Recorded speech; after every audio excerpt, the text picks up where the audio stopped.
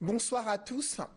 La stratégie nationale de développement prévoit la réalisation en 10 ans de 15 grands projets, dont un chemin de fer entre Douala et N'Djamena, un autre port en eau profonde à Limbé, des barrages à Mentchoum et Manfé, alors que le chef de l'État du Cameroun, dans son discours du 31 décembre 2020, mise sur le SND pour faire rebondir le taux de croissance à 8% et améliorer les conditions de vie des Camerounais.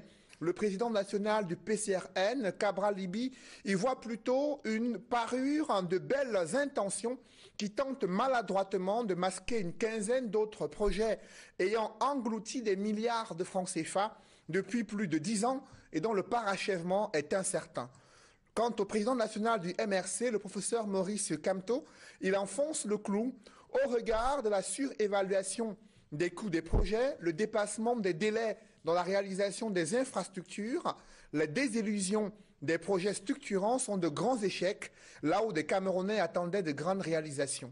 Ces deux leaders politiques, principaux challengers du chef de l'État lors de la dernière élection présidentielle, s'accordent à reconnaître qu'au-delà de l'environnement économique morose, la persistance de la crise anglophone est une conséquence d'une malgouvernance et son impact négatif reste préoccupant dans un contexte d'avènement des conseils régionaux, ultime solution politique du renouveau. Dès lors, des questions se posent. La décentralisation axée sur le statut spécial des régions anglophones et la libération des ex-séparatistes sont-elles la preuve d'ouverture et de dialogue, comme l'affirme le président de la République? L'état de la nation et la vie politique tumultueuse sont-ils les signes d'une vitalité démocratique ou d'une instauration d'un climat de dictature? Ce soir, c'est l'heure de vérité et le professeur Jean Baebek, UPCiste fondamentaliste, est l'invité de l'émission La Vérité en face, première édition de l'année 2021. Professeur, bonsoir. Bonsoir, Cédric. Et mes meilleurs voeux pour l'année 2021. Les meilleurs voeux également à tous les compatriotes qui nous regardent. Les meilleurs voeux également à Séverin Tchoukou pour l'honneur qu'il me fait à travers vous de m'inviter comme la première personne dans cette émission très suivie sur la terre entière. Merci beaucoup pour cette considération. Merci à Duval, merci à... Informi Armstrong qui est avec nous ce dimanche 3 janvier 2021. Formé ensemble. Good evening to you. Good evening. Good evening to you, Cedric Nufele. Good evening, Prof. Thanks for accepting our invitation. And of course, we're happy to have you our first guest so far for 2021. We are looking forward to have an interesting program with you. Et juste à côté de vous, Duval Frangois. Duval, bonsoir. Bonsoir Cédric, bonsoir à l'invité. Bonsoir également aux téléspectateurs d'Equinox Télévision et surtout, j'adresse mes vœux les meilleurs à ces millions de spectateurs et ces auditeurs, ces téléspectateurs fidèles de cette émission de La Vérité en face. C'est avec vous qu'on va mener à bien cet entretien durant près de 120 minutes pour disséquer l'actualité sociopolitique au Cameroun et diagnostiquer l'état de la nation camerounaise. Professeur Jean Baebek, vous avez suivi de près la situation sociopolitique du Cameroun.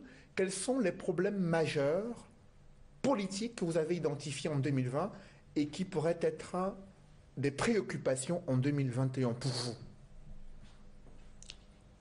La liste ne peut pas être exhaustive à première vue, mais lorsqu'il y a la guerre, on ne peut pas avoir pire que la guerre. Il y a ce problème-là.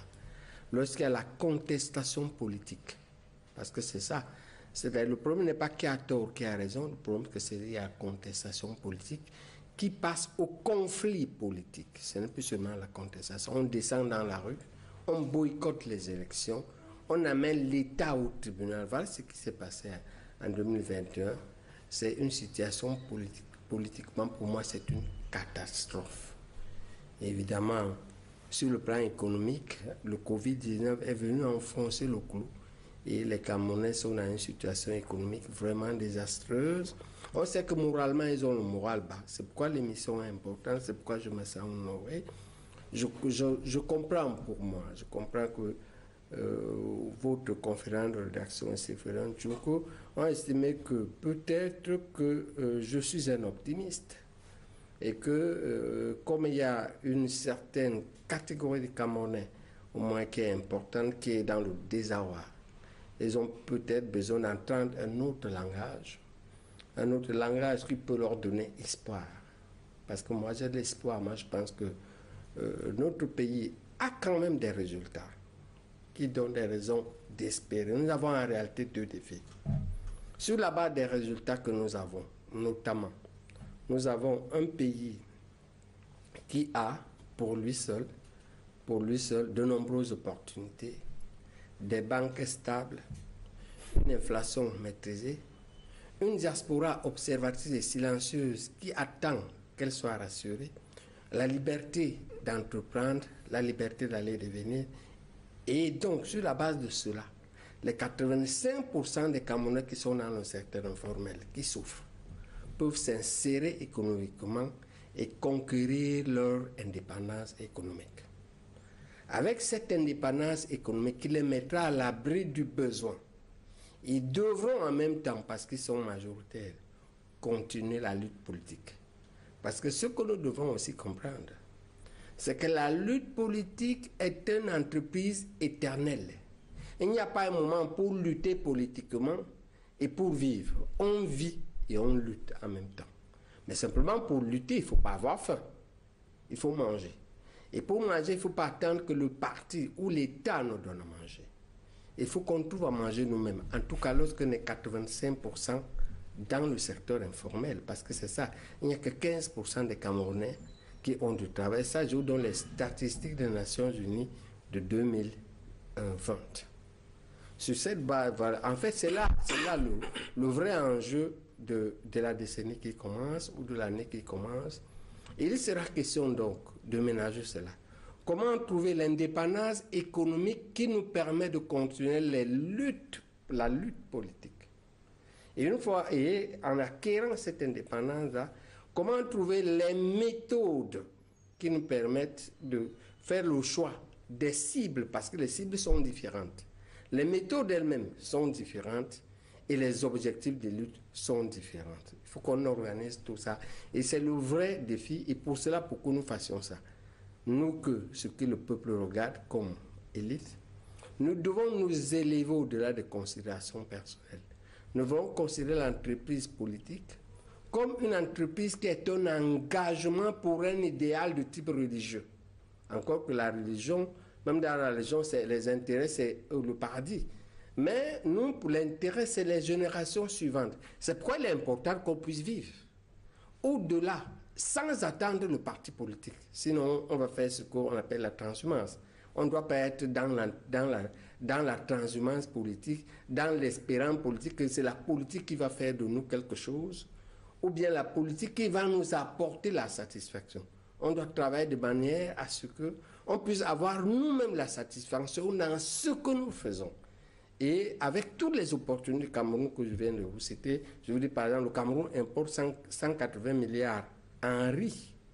Ça veut dire que nous donnons 180 milliards à l'Asie du Sud-Est. Alors que les experts ont prouvé, j'ai lu hier, j'ai fait des recherches, j'ai passé mes 2 dernières journées à faire des recherches, ils ont testé, le riz pousse dans toutes les régions, y compris la plus aride. Ils ont dit au bord du Logone et du Chari, la province l'extrême nord est la plus aride. La seule qu'ils n'ont pas testée, c'est la Damawa. Ils ont dit ça ne vaut pas la peine parce que là-bas c'est le château d'eau. Le riz pousse partout, mais nous perdons 180 milliards que nous donnons à une autre nation. Il faut qu'on prenne le taureau par les cornes nous-mêmes. Mais pour cela, ça nous demande d'abord un travail de transformation personnelle. Parce qu'en même temps, Duval, la troisième entreprise sur les top 10, c'est les brasseries du Cameroun qui fait le chiffre d'affaires. Le chiffre d'affaires, c'est ce qu'elles vendent. Les brasseries vendent 650 milliards de bières. L'argent que les brasseries vendent la bière, c'est 650 milliards, c'est-à-dire quoi? Ça veut dire que les Camerounais, nous buvons la bière chaque année pour 650 milliards. C'est trop. Un peuple qui s'alcoolise comme ça peut-il travailler? Il faut boire la bière. Mais c'est une affaire trop grave. Nous buvons 650 milliards de bière. Pour qu'un type vienne s'enrichir dessus, ça en va, amène ses bénéfices ailleurs. Voilà. Mais peut-être qu'il ne faut pas se limiter aux chiffres réalisés par cette structure. Il faut peut-être voir derrière les effets induits en termes de prise en charge. Très bien, Duval. Très bien, Duval. Effectivement, ils dépensent pour 30 milliards en sucre et en maïs.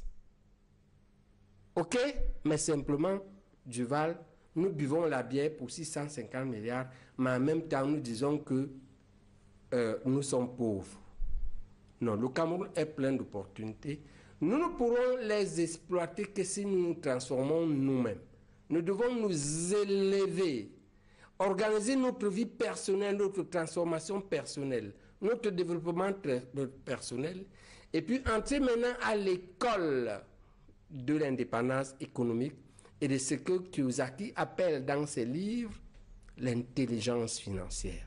L'élite doit acquérir ça, l'élite doit diffuser ça.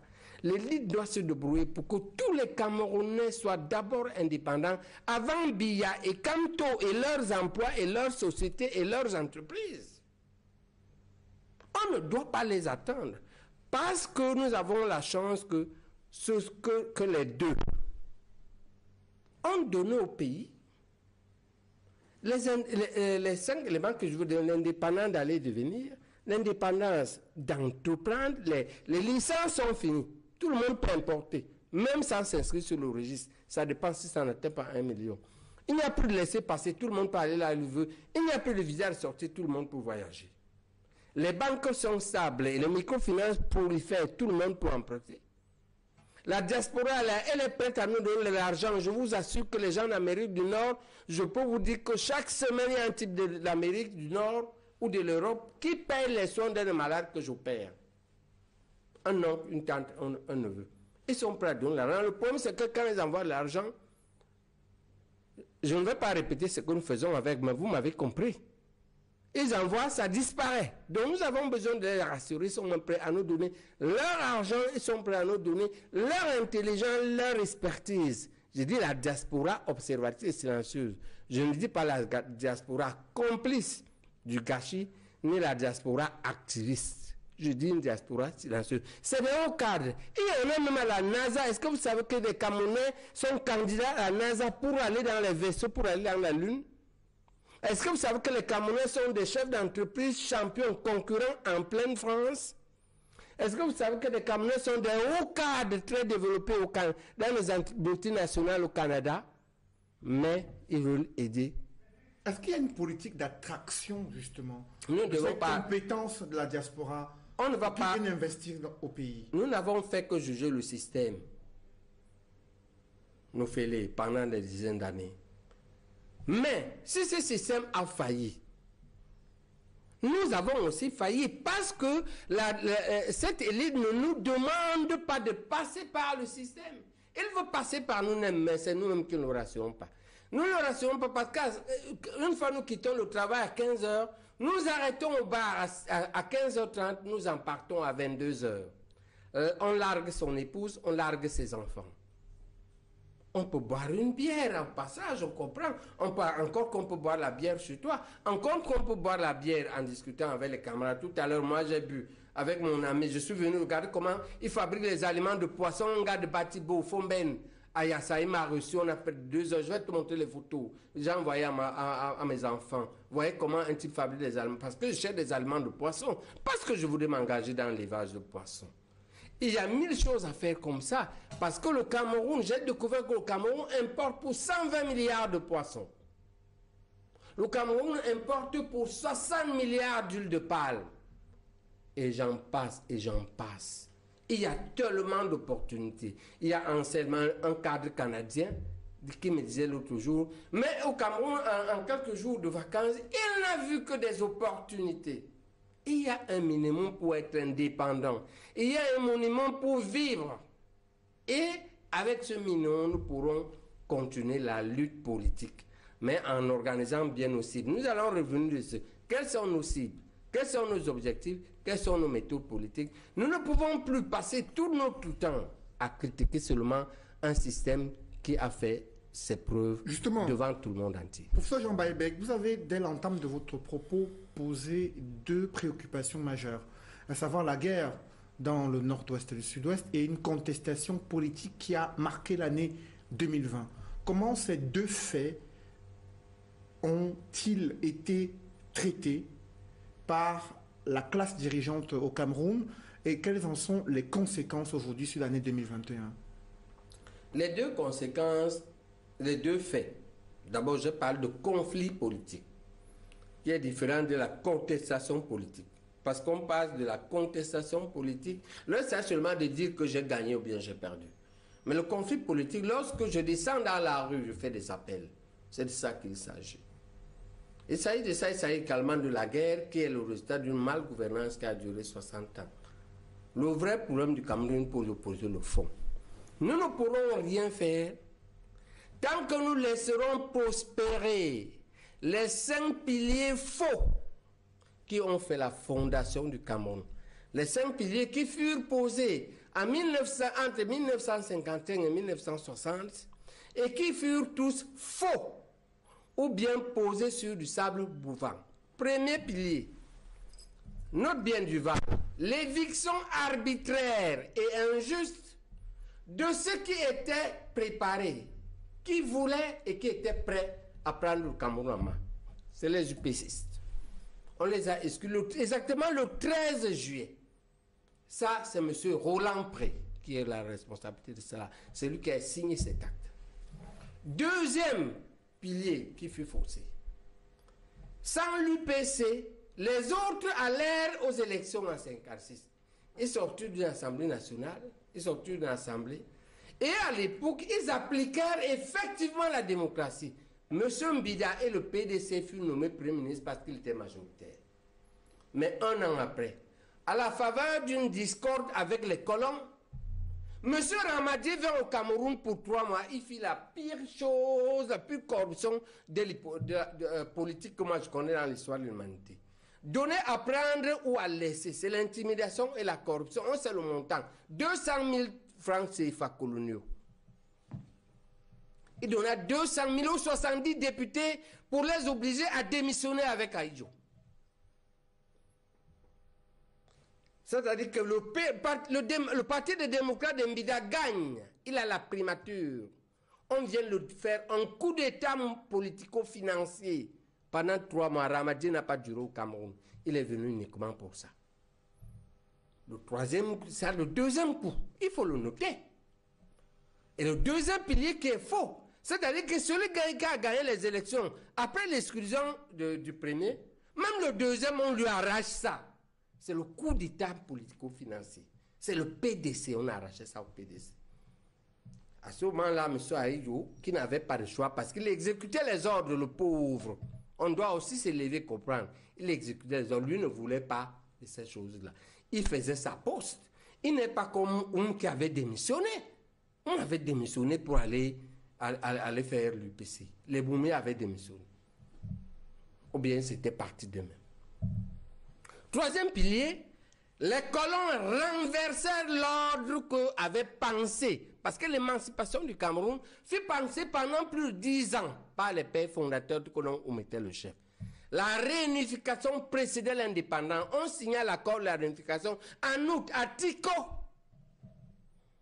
Que la réunification d'abord l'indépendance. Après, ils renversèrent l'ordre. Ils supprimèrent l'indépendance. Et ils savaient parfaitement que si nous faisons la réunification, après, il y aura problème. Voilà ça qui a éclaté 60 ans. Quel était l'intérêt d'une réunification? Laisse-moi terminer, il reste 2 piliers. Pour comprendre, si vous Non. plaît, pour comprendre, professeur Baïbé, quel était l'intérêt d'une réunification avant l'indépendance? La réunification avant l'indépendance, l'intérêt de réunir avant l'indépendance est comme l'intérêt des fiançailles avant le mariage. On se fiance avant le mariage parce que tu dois goûter la femme, non? Tu es même sûr qu'elle est une femme. Ok? Voilà, c'était l'intérêt. Ils avaient élaboré, ils avaient entendu qu'il faut qu'on teste le vivre ensemble. Et on déclare l'indépendance sur le même label. C'était comme ça. 4e pilier mal ficelé du Cameroun. On va signer 11 accords secrets. Et Duval, je te donne ça comme devoir. Armstrong. Il faut chercher les 11 accords secrets et les diffuser dans toute la République et en France pour que tous les Français voient les accords secrets. et voir pourquoi c'était secret et comment c'est inacceptable, même par la France. La France est splendide. Pas la France des malfaiteurs qui pensent que la France ne peut être grande que si elle vole les diamants en Centrafrique et le pétrole par-ci et le pays. Il y a une grande France. Il y a une France splendide avec laquelle nous voulons faire les choses. Il y a la splendide René Descartes, je pense dont je suis, qui inventa la Renaissance. Renaissance qui donna l'art classique. L'art classique qui donna le scientisme qui a abouti à la révolution industrielle et à la philosophie des Lumières, avec Voltaire, avec Jacques-Jean Rousseau, avec Emmanuel Kant et Newton. C'est cette France-là, la grande France, qui a donné la notion de la République dont se revendiquent les 195 pays du monde entier. Le monde entier a une grosse aide vis-à-vis de la France. Que serait le monde? Parce que la civilisation anglo-saxonne se dit supérieure. Un supérieur a produit les usines. Ainsi de suite. Mais que serait le monde plein d'usines sans république? En réalité, le plus gros apport de l'humanité est français. Il n'y a pas c'est pourquoi Paris est la ville la plus visitée du monde. C'est cette France-là que nous on admire. Mais il y a une France sordide qui pense que le néocolonialisme les combine. On est parti prendre les diamants chez Bokassa, machin, on veut contraindre le Cameroun, le pétrole, Bolloré, machin. Il y a cette France-là. Cette France ordurière, cette France sordide. Et le cinquième pilier, le dernier, c'est que les textes fondateurs du Cameroun, la Constitution, tout ça, l'organisation, elle fut rédigée par une bande de ces gens-là. C'est Foucault, c'est Ojola, c'est Mesmer, c'est Defer et Oufouette. C'est eux qui rédigeaient ça. Sur cette base des 5 piliers faux, on a bâti 50 ans de fausseté. En réalité, c'est comme si votre maman, votre père vous laisse une maison dont la toiture est une dalle et vous croyez que vous pouvez monter les étages, vous voyez que la fondation, elle n'a pas été faite pour monter les étages.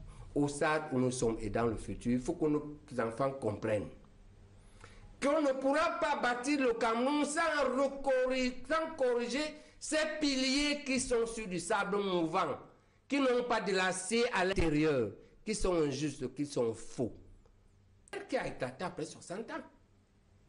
Il faut qu'on remette sur la table, on refonde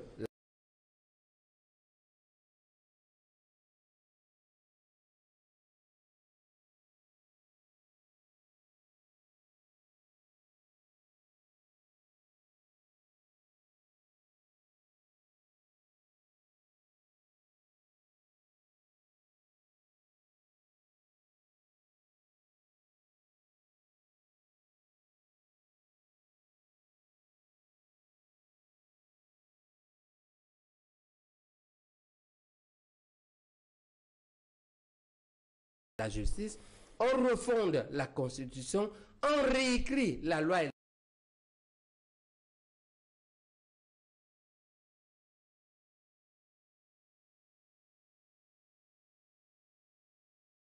électorale, on renforce l'ICAM et on raffermit la Cour constitutionnelle. On rediscute les accords de Fumba, on les remet sur la table. Parce que c'était ça la norme. Les accords de Fumba disaient que 1. C'est 2 États fédérés. 2. On ne reviendra jamais sur la fédération. 10 ans après, on a fait un faux référendum. Encore une fois, depuis le banditisme politique. On imite, on copie, on colle Roland Préramati. On fait un référendum truqué. On dit qu'on a changé. Est-ce que c'est ça qu'on a signé? En réalité, nous ne faisons qu'empiler sur le faux.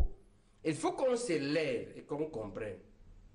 Nous devons nous élever à comprendre que pauvre Ahidjo, avait-il les moyens de refuser? Non. Parce que quand ici les 11 accords secrets qui disent par exemple que le jour où on découvre le pétrole au Cameroun, si la France ne veut pas acheter, on ne peut vendre à une autre personne, même si elle donne le double du prix. On ne vend à l'autre personne quand la France est fatiguée de prendre. Prof. C'est le troisième accord. Je vais te revenir. Yes, Quand il signe ça, il est à gauche un Français, à droite un Français, devant lui un Français. On a laissé les deux autres Camerounais qui étaient dehors. Il avait moyen de sortir de cette salle s'il ne signait pas. Donc, on ne doit pas seulement dire à Aïdjo, on doit se lever pour comprendre le contexte. C'est un contexte de domination, en réalité, on a perdu la lutte de l'indépendance. Quand Biya arrive, pauvre de lui, 82, Aïdjo dit qu'il va le succède. Il commence, parce que les Camerounais sont comme ça, tout le monde aime le Cameroun. Il commence à dire, le Cameroun est la charge de garder les personnes, on voit qu'il veut éliminer le troisième accord là. Parce qu'il veut dire qu'il peut vendre à qui il veut. Voilà ce qui se passe. Qu'est-ce qui se passe en 83, un an après, on lui fout un coup d'État dans les jambes. Quand un président sort d'un coup d'État, ou lui-même, ou un coup d'État où on a liquidé 1000 personnes, il est dans quel état pour continuer la lutte contre la puissance coloniale? Parce que, fort de son soutien, parce que quand il succède à Aïdjo constitutionnellement en 82, moi je suis élève en classe de première, son soutien est terrible. Nous on sort à ce moment-là du traumatisme du massacre de Manidem par Aïdjo. Donc on n'aime pas Aïdjo. On soutient Biya. Mais on n'a pas moyen de dire que même de contester. Tout le monde soutient Biya. Et fort de ce soutien, il veut quitter les accords secrets. Il n'a pas réussi. Mais professeur... Donc, en se levant un peu, on se rend compte que ce n'est pas facile. Et nous devons tenir compte de tout cela nous tiendrons compte de tout cela pour organiser la lutte. Je crois que, excuse-moi Duval, c'est moi l'invité, c'est moi la vedette. Je reprends l'émission. Je crois que dans la parole... Ne vous inquiétez pas, ils pourront vous poser des questions. D'abord, Amson Formé, qui souhaitait émettre quelques observations sur votre déroulé. Prof is outlining the historical causes of the challenges we have in Cameroon today. You've outlined so many of those pillars. You call them the 5 pillars that were wrongly... 5 wrong pillars. 5 wrong pillars that are the causes of the problems we've got in Cameroon today. And you started by talking about the crisis or the war as one of the major things that caught your attention in 2020. But now, history is past.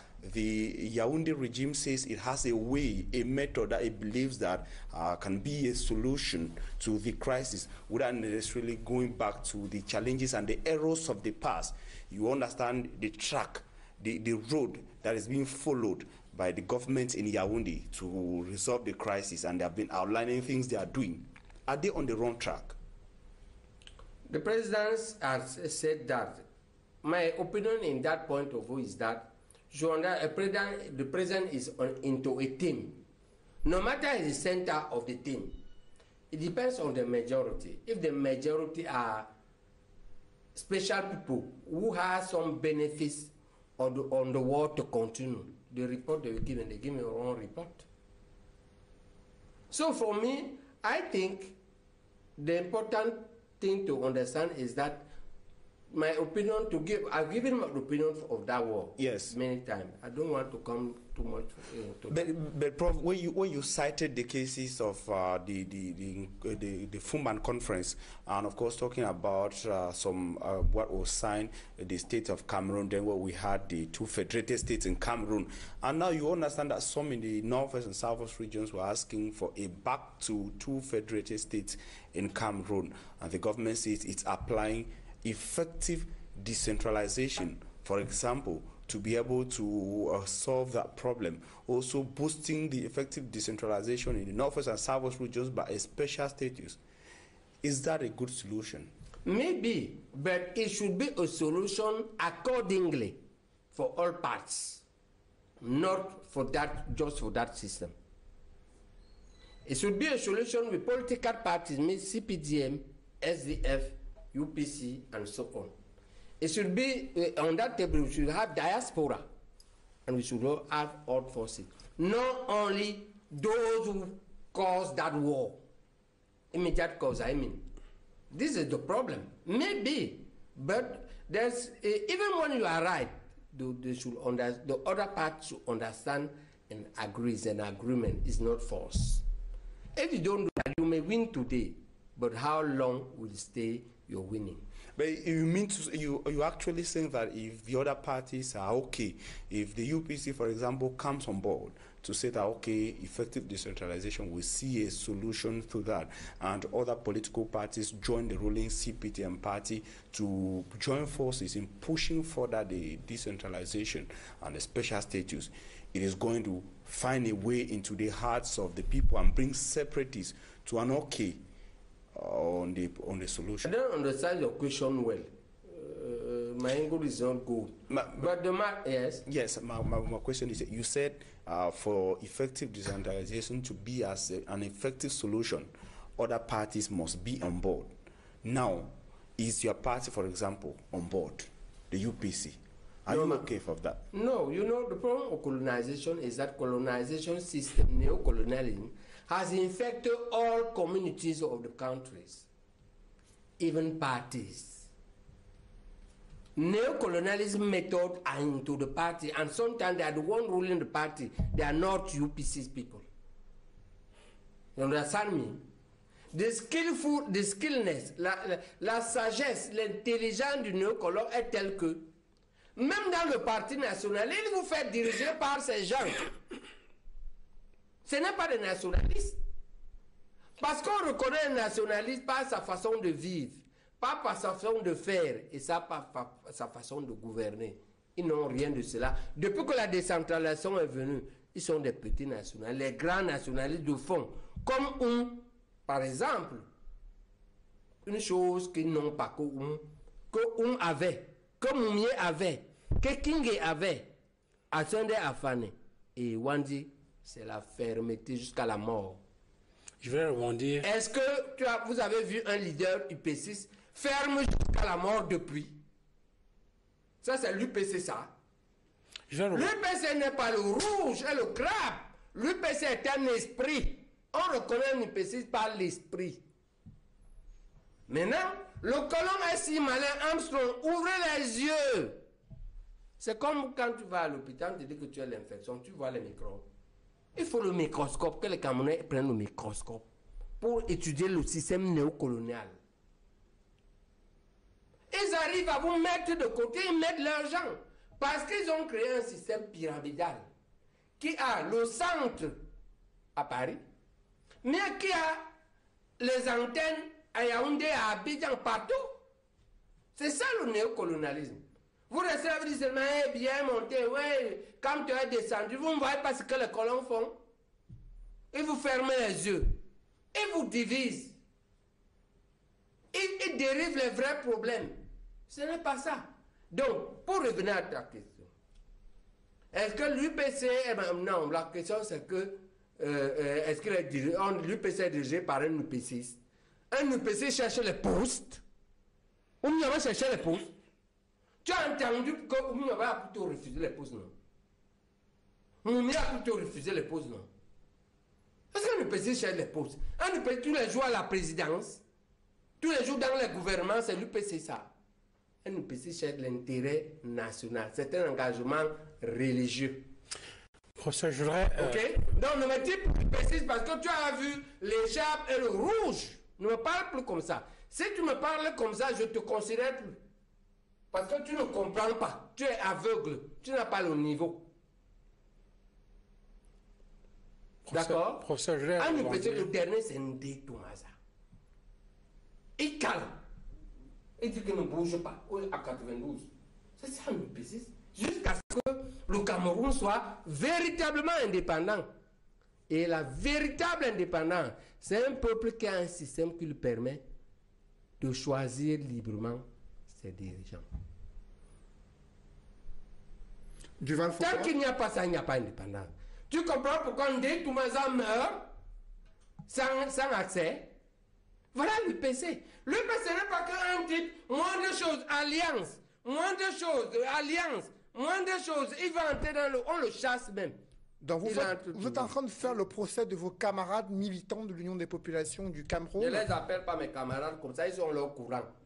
Parce que ils ont développé tout un courant qui a cette doctrine-là. Leur doctrine, c'est que il faut rejoindre l'adversaire d'hier. Parce que je vous ai raconté l'histoire. Quand Ramadi écarte l'UPC, Roland Pré, injustement, et que les autres vont aux élections. C'est lui qui gagne. C'est ça qui a donné l'UNC. C'était l'UNC qui a donné le RDPC. Quand tu décides d'aller là-bas, tu trompes les autres que c'est pour un meilleur résultat, pour qu'on ait la décentralisation, on ait les roues, et on n'a pas ça. Tu meurs avec, en pleurant qu'ils t'ont mordu. Tu ne savais pas que c'est les mordeurs. Tu crois qu'ils sont devenus quoi? C'est ça la question. Et donc, tant que vous considérez que l'UPC, sachez ça. Écoutez, c'est-à-dire qu'un type vient chez vous, il tue votre père, il prend votre mère, il en fait ce qu'il veut. Le jour où il met les habits de votre père, vous dites que c'est votre père là. Parce qu'il a mis les habits de votre père, et il a conduit sa voiture, il est devenu votre père. On reconnaît, on connaît le père par ses méthodes. Ce type ne peut pas avoir ses méthodes. Donc, la question que tu me poses là, tu me montres que tu es naïf. Vous n'êtes même pas capable de faire la lutte nationaliste. La lutte nationaliste, c'est dur, hein. Pour être un peu libre, c'est difficile. But Prof, you are, in other words, saying that you are one of those people who are still tied to the original ideologies of the UPC, that those who parade themselves as UPC people are not in reality UPCists. And now you, in your position, or people of your category, what are you people doing at a time when Cameroon, the nation you say you love more than other people, is in challenges, is in difficulties? What are you people doing? C'est parce que tu étais distrait. Quand on a eu au dialogue national, nous on a écrit. Le seul groupe qui a écrit, il y a des documents. Tu l'as lu. Toi-même, tu es What distrait. was the content of your document? Maintenant, tu veux que j'ai un livre dans ma tête. Of course, tell me. Tu n'as même pas lu ça. Tu es parti faire quoi là-bas? Si tu n'as même pas lu. Et il n'y avait pas deux documents là-bas. Le seul document qui était là-bas, le document est fondamentaliste. Si tu ne l'as pas vu, c'est que tu ne fais même pas la recherche. Et tu veux changer le pays sans faire la recherche. Your concern is... Bon, demandez donc à Cédric, parce que comme je le connais avant, je lui avais donné le document. Professeur, on a donc un texte, on a écrit tout. D'accord? Et nous, c'est le seul groupe, le seul parti politique qui est allé là-bas avec une proposition nette des questions fondamentales et même l'organisation du dialogue. Et qui vous a montré ça ici la semaine dernière? Tu n'as pas vu? On avait ça sur la table. C'est-à-dire que même Armstrong, you go ahead. Toi-même, tu es un tintin. Puisque on était avec ça ici sur la table, tu n'as pas vu, tu étais où? Tu dis que tu es d'Nkambe. On m'a dit que tu es d'Nkambe. I saw it go on. Tu es un joueur, tu me perds le temps. On va rester. Tu me perds du temps, tu te tais. Professeur, on va rester poli et je suis pas venu là m'amuser. envers les journalistes qui vous, de fond. qui et vous s'il a un entretiennent. perdeur de temps, il n'a pas préparé l'émission. Professeur Jean Baïbek, vous avez indiqué tout à l'heure que les Camerounais nationalistes sont ceux qui s'engagent dans la lutte. La question qui vous a été posée, c'est quelle action vous avez menée, vous qui vous présentez dans le cadre de cette émission comme un UPCiste fondamentaliste? La seule action que vous évoquez, c'est d'avoir rédigé un document, une stratégie proposée au gouvernement pour sortir de la crise anglophone et refonder l'État du Cameroun, sa nature et sa forme. Sur ces préoccupations, non, elle n'est pas la seule. Va vous interroger. On le sait bien, il y a plusieurs points que vous avez évoqués pour avancer dans cette émission du Val-Fangwa. Je voulais juste ajouter à la suite de ce que vous avez dit que les questions qu'on pose, professeur, visent à vous amener à expliquer davantage. Donc, il ne faut pas y voir forcément de la naïveté ou quoi que ce soit. Je suppose que vous dites ça pour canarder notre collègue. Alors, disons de façon plus précise, je voudrais revenir sur la question du patriotisme et du nationalisme. En faisant le bilan de l'année 2020, vous avez insisté sur deux éléments que Cédric a d'ailleurs repris. Et dans la recherche des solutions, vous avez indiqué qu'il faudrait retourner dans l'histoire de la création de l'État du Cameroun pour voir les 5 faux piliers qui peuvent justifier toutes les dérives qu'on observe aujourd'hui. Et parmi ces 5 faux piliers, vous avez insisté sur la question de l'éviction arbitraire de l'UPC, qui était la principale formation politique à ce moment-là, et finalement aussi le parti de Mbida, qui a gagné l'élection en 1957. Et en 1956, il gagne en décembre 1956, pendant Mbida en 1957, et finalement en 58, remplacé par le président de l'UIC. Un magouille. Et vous avez semblé tout à l'heure dédouaner un tout petit peu le président Ahidjo en donnant l'impression qu'il y avait des forces extérieures, notamment la France, qui lui permettaient pas d'avoir les coudées franches pour agir sur un certain nombre de choses. Mais on a d'autres exemples dans l'histoire. Dans le cas de la Guinée, par exemple, avec le non à la communauté, il y avait possibilité pour le président Ahidjo de faire autrement. Vous avez pris le cas de Yobé. Est-ce que à la place d'Ahidjo, aurait fait la même chose? Il a mieux que ça. A eu mieux que ça, il a refusé. Et donc la question... Mais entendons-nous. Oui. C'est un homme préparé. On l'a cuisiné. On était un homme préparé idéologiquement. Il a été à l'école de Gaston Donat. Ok? L'école communiste, l'école socialiste, l'école syndicaliste. Donc il était préparé. Il était d'abord intrinsèquement très intelligent. Il était préparé et il était prêt. Il se trouve que celui-ci, quand on vient l'obliger, c'est comme les fonctionnaires croient que l'État du Cameroun, le statut de fonction publique, femmes non quoi, avec j'ai des problèmes, quoi, on disait ça, par Abane, que la fonction publique lui appartient. Donc il y a les fonctionnaires qui croient que la fonction publique appartient à des fonctionnaires supérieurs à eux. Le pauvre, quand il va à Paris, il va avec deux personnes, quoi, au cas là j'ai oublié le deuxième. Il ne va pas seul parce qu'il il ne sait même pas ce qu'il attend. Et quand on le fait entrer dans la salle, il se rend compte qu'il est seul. Quand tu analyses bien, avait-il les moyens de refuser? Un type qui n'a pas fait le militantisme, un type qui n'a pas visité les autres pays, n'a même pas visité les Hauts-Fouettes et tout ça, comment pouvait-il refuser? Donc c'est une façon de s'élever. Pour résoudre nos problèmes, on ne va pas rester sur le problème entier. Mais plus de 50 ans plus tard, la France a connu plusieurs présidents, des réformes durant de nombreuses années. Aujourd'hui, il y a un nouveau président qui s'appelle Emmanuel Macron. Le groupe Bolloré est une entreprise privée qui gagne des marchés en Afrique et dans le monde. Et chaque fois que ces dirigeants français s'expriment, ils estiment qu'ils n'ont plus de lien avec une certaine France-Afrique, avec ces mécanismes visant à pouvoir contenir ou influencer les dirigeants africains pour les intérêts français, si ce n'est la coopération bilatérale ou multilatérale. Pourquoi toujours penser que les principaux problèmes des Camerounais aujourd'hui, en 2020-2021, seraient liés à ces liens entre l'ancienne puissance colonisatrice et le Cameroun et d'autres pays africains? C'est dit que je ne tolère pas que tu me poses une telle question. Parce que si tu me poses une telle question, ça prouve deux choses. Tu manques de culture ou tu es distrait. Il y a moins de 2 semaines, on a vu Mélenchon s'opposer à l'Assemblée nationale au projet de pollution de la monnaie éco en Afrique de l'Ouest que le Nigeria a engagé. En décriant Macron qu'il veut couper l'herbe sous les pieds du Nigeria et du Ghana en inventant un autre éco qui serait piloté par un autre pays. Tu ne peux pas dire que le néocolonialisme est fini. Macron est clairement néocolonialiste, comme Mélenchon est clairement de ce que j'appelle la France splendide, la France qu'on admire, la France qui estime que pour être une grande puissance, elle n'a pas besoin d'aller piller, d'avoir des réserves en CFA. Mélenchon a déchiqueté ce projet-là à l'Assemblée nationale. Si toi, tu n'es pas au courant, je ne sais pas ce que tu fais là.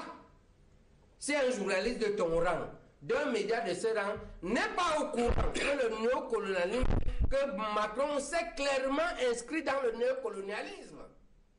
Ce qui a créé un rumeur, vous savez qu'il y a un rumeur dehors qui dit que le président Biya n'a pas signé les accords secrets, qu'il a un froid avec lui, ainsi de suite, et d'autres choses. Et moi j'ai dit que s'il n'a pas fait ça, rien que pour ça, nous devons nous taire. S'il annule les accords secrets, ou s'il les diminue, parce qu'ils sont terribles. Pour savoir ça, il faut, Dival, avant que nous continuions sur un contrat, si vous ne voulez pas diviser les accords secrets, l'émission finit. Parce que moi je pars. Oui, vous avez donné... Non, je ne parle plus si vous ne vous engagez pas. Parce que vous jouez. Moi, je viens mettre ma vie en danger ici. Et Duval. Je vous réponds, non? Oui, réponds. Vous m'avez posé la question, je réponds. Ouais, tu vas diffuser ça ou pas? Bien sûr. Il y a 5 éléments. Non, on fait comme au tribunal, je le jure. Pour ça, en même temps, ce n'est pas une question de chirurgie. Si c'est pas ça, moi je l'aide. Professeur Jean Baybec, Professeur Jean Baybec, Professeur Jean Baybec, je vous invite à vous asseoir, je vous en prie. Je vous invite à vous asseoir. Je vous invite. J'ai crevé l'abcès. Professeur Jean Baybec, extraire le pu. Vous avez le devoir, on va le Professeur faire. Jean Baybec, Vous diffusez la... Professeur Jean Baybec, on va le faire, oui. Professeur Jean Baybec, j'aimerais pouvoir clarifier un certain nombre de choses. Non, c'est moi... Vous permettez, parce que je suis le présentateur de cette émission. Non, moi je suis l'invité vedette. Et vous êtes l'invité. Je clarifie un certain nombre de choses qui concernent les règles de production d'une émission. Non. Nous avons conçu, élaboré ensemble, un conduit d'antenne avec des thématiques précises. Vous êtes en face des journalistes qui vous adressent des questions, des préoccupations, pour permettre aux téléspectateurs camerounais de mesurer les enjeux, de comprendre votre point de vue sous différents angles concernant une actualité précise. Alors, sur ce point, je vous en prie, sur ce point, en tant que journaliste, nous pouvons vous adresser les questions que nous estimons pertinentes, qui peuvent vous amener à clarifier ou à prendre position sur un certain nombre de choses en tant que leader d'opinion. Nous n'allons pas permettre aux téléspectateurs de croire qu'il y a de la brouille sur ce plateau, alors que vous êtes, comme vous l'avez indiqué, l'invité. Que ces clarifications soient faites pour que nous puissions, je vous en prie, poursuivre, que nous puissions poursuivre cette émission en bonne et due forme. Aux dernières nouvelles, officiellement, il n'y a eu aucune révision des accords en 2020 entre la France et le Cameroun. L'on se souvient qu'il y a eu en 2009 une révision de certaines dispositions de l'accord de défense qui avait été signé entre le Cameroun et la France. Aujourd'hui, vous accusez la France d'être une puissance néocoloniale. Vous citez l'avènement de l'écho après les critiques formulées par un parlementaire français, Jean-Luc Mélenchon, de la France insoumise en France. Mais sur le continent africain, en Afrique de l'Ouest, il y a des problèmes de convergence économique qui se sont posés au Nigeria, au Ghana et en Côte d'Ivoire pour parvenir à l'écho.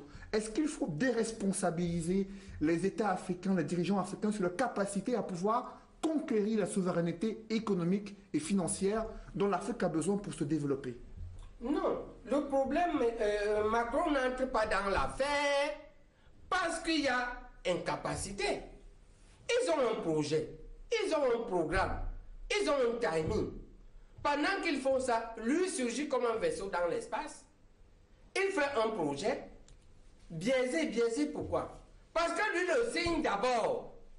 Ceux qui ont le problème, au lieu que s'il lui termine, il fait l'inverse. Pour cette raison-là, il change quelque chose. Ça va être produit quelque part, je ne sais pas où, ainsi de suite. Mais il tient la bourse. En fait, il coupe l'herbe. Nous avons le droit de la suspicion.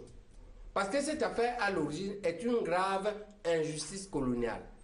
Vous ne pouvez pas nous faire, et c'est pourquoi la France splendide ne peut pas l'accepter. La France ne peut pas nous faire ce qu'elle a décrié chez les nazis. Parce que les nazis ont fait la même chose aux francs français en France pendant l'occupation. C'est-à-dire créer une monnaie factice, hein, mais tous les réserves étaient dans la banque centrale nazie. Ils ont appliqué la même chose. C'est pourquoi c'est inacceptable. Sur cette base, l'Afrique veut se réveiller. Avec le Nigeria qui est la première puissance, il ne peut pas venir se mêler de ça et polluer ça et compliquer ça. Si on l'appelle au secours, on fera. Si on a besoin de son coucou, mais il doit nous laisser faire. Pour ça, Jean Baybec. Et Mélenchon a parlé pendant près de 15 minutes. Suivez, si tu n'as pas ça, je vais t'envoyer. Je vais demander ici à mes gars de t'envoyer ça et me suivre. La contestation de Mélenchon. Ce n'est pas normal que vous ne l'ayez pas suivi. Ou bien vous faites le malin. Vous venez ici, moi j'expose ma vie et celle de ma famille. Vous jouez au petit malin. Et puis vous voulez camoufler. Professeur Jean Baybec, on va évoluer dans le cadre de cette émission. Il y a la question de la décentralisation qui est perçue comme la principale solution politique à la crise dans le nord-ouest et le sud-ouest. Vous avez indiqué qu'il y a une guerre qui est observée depuis déjà près de 4 ans. Le chef de l'État estime que la décentralisation, statut spécial des régions du nord-ouest et du sud-ouest,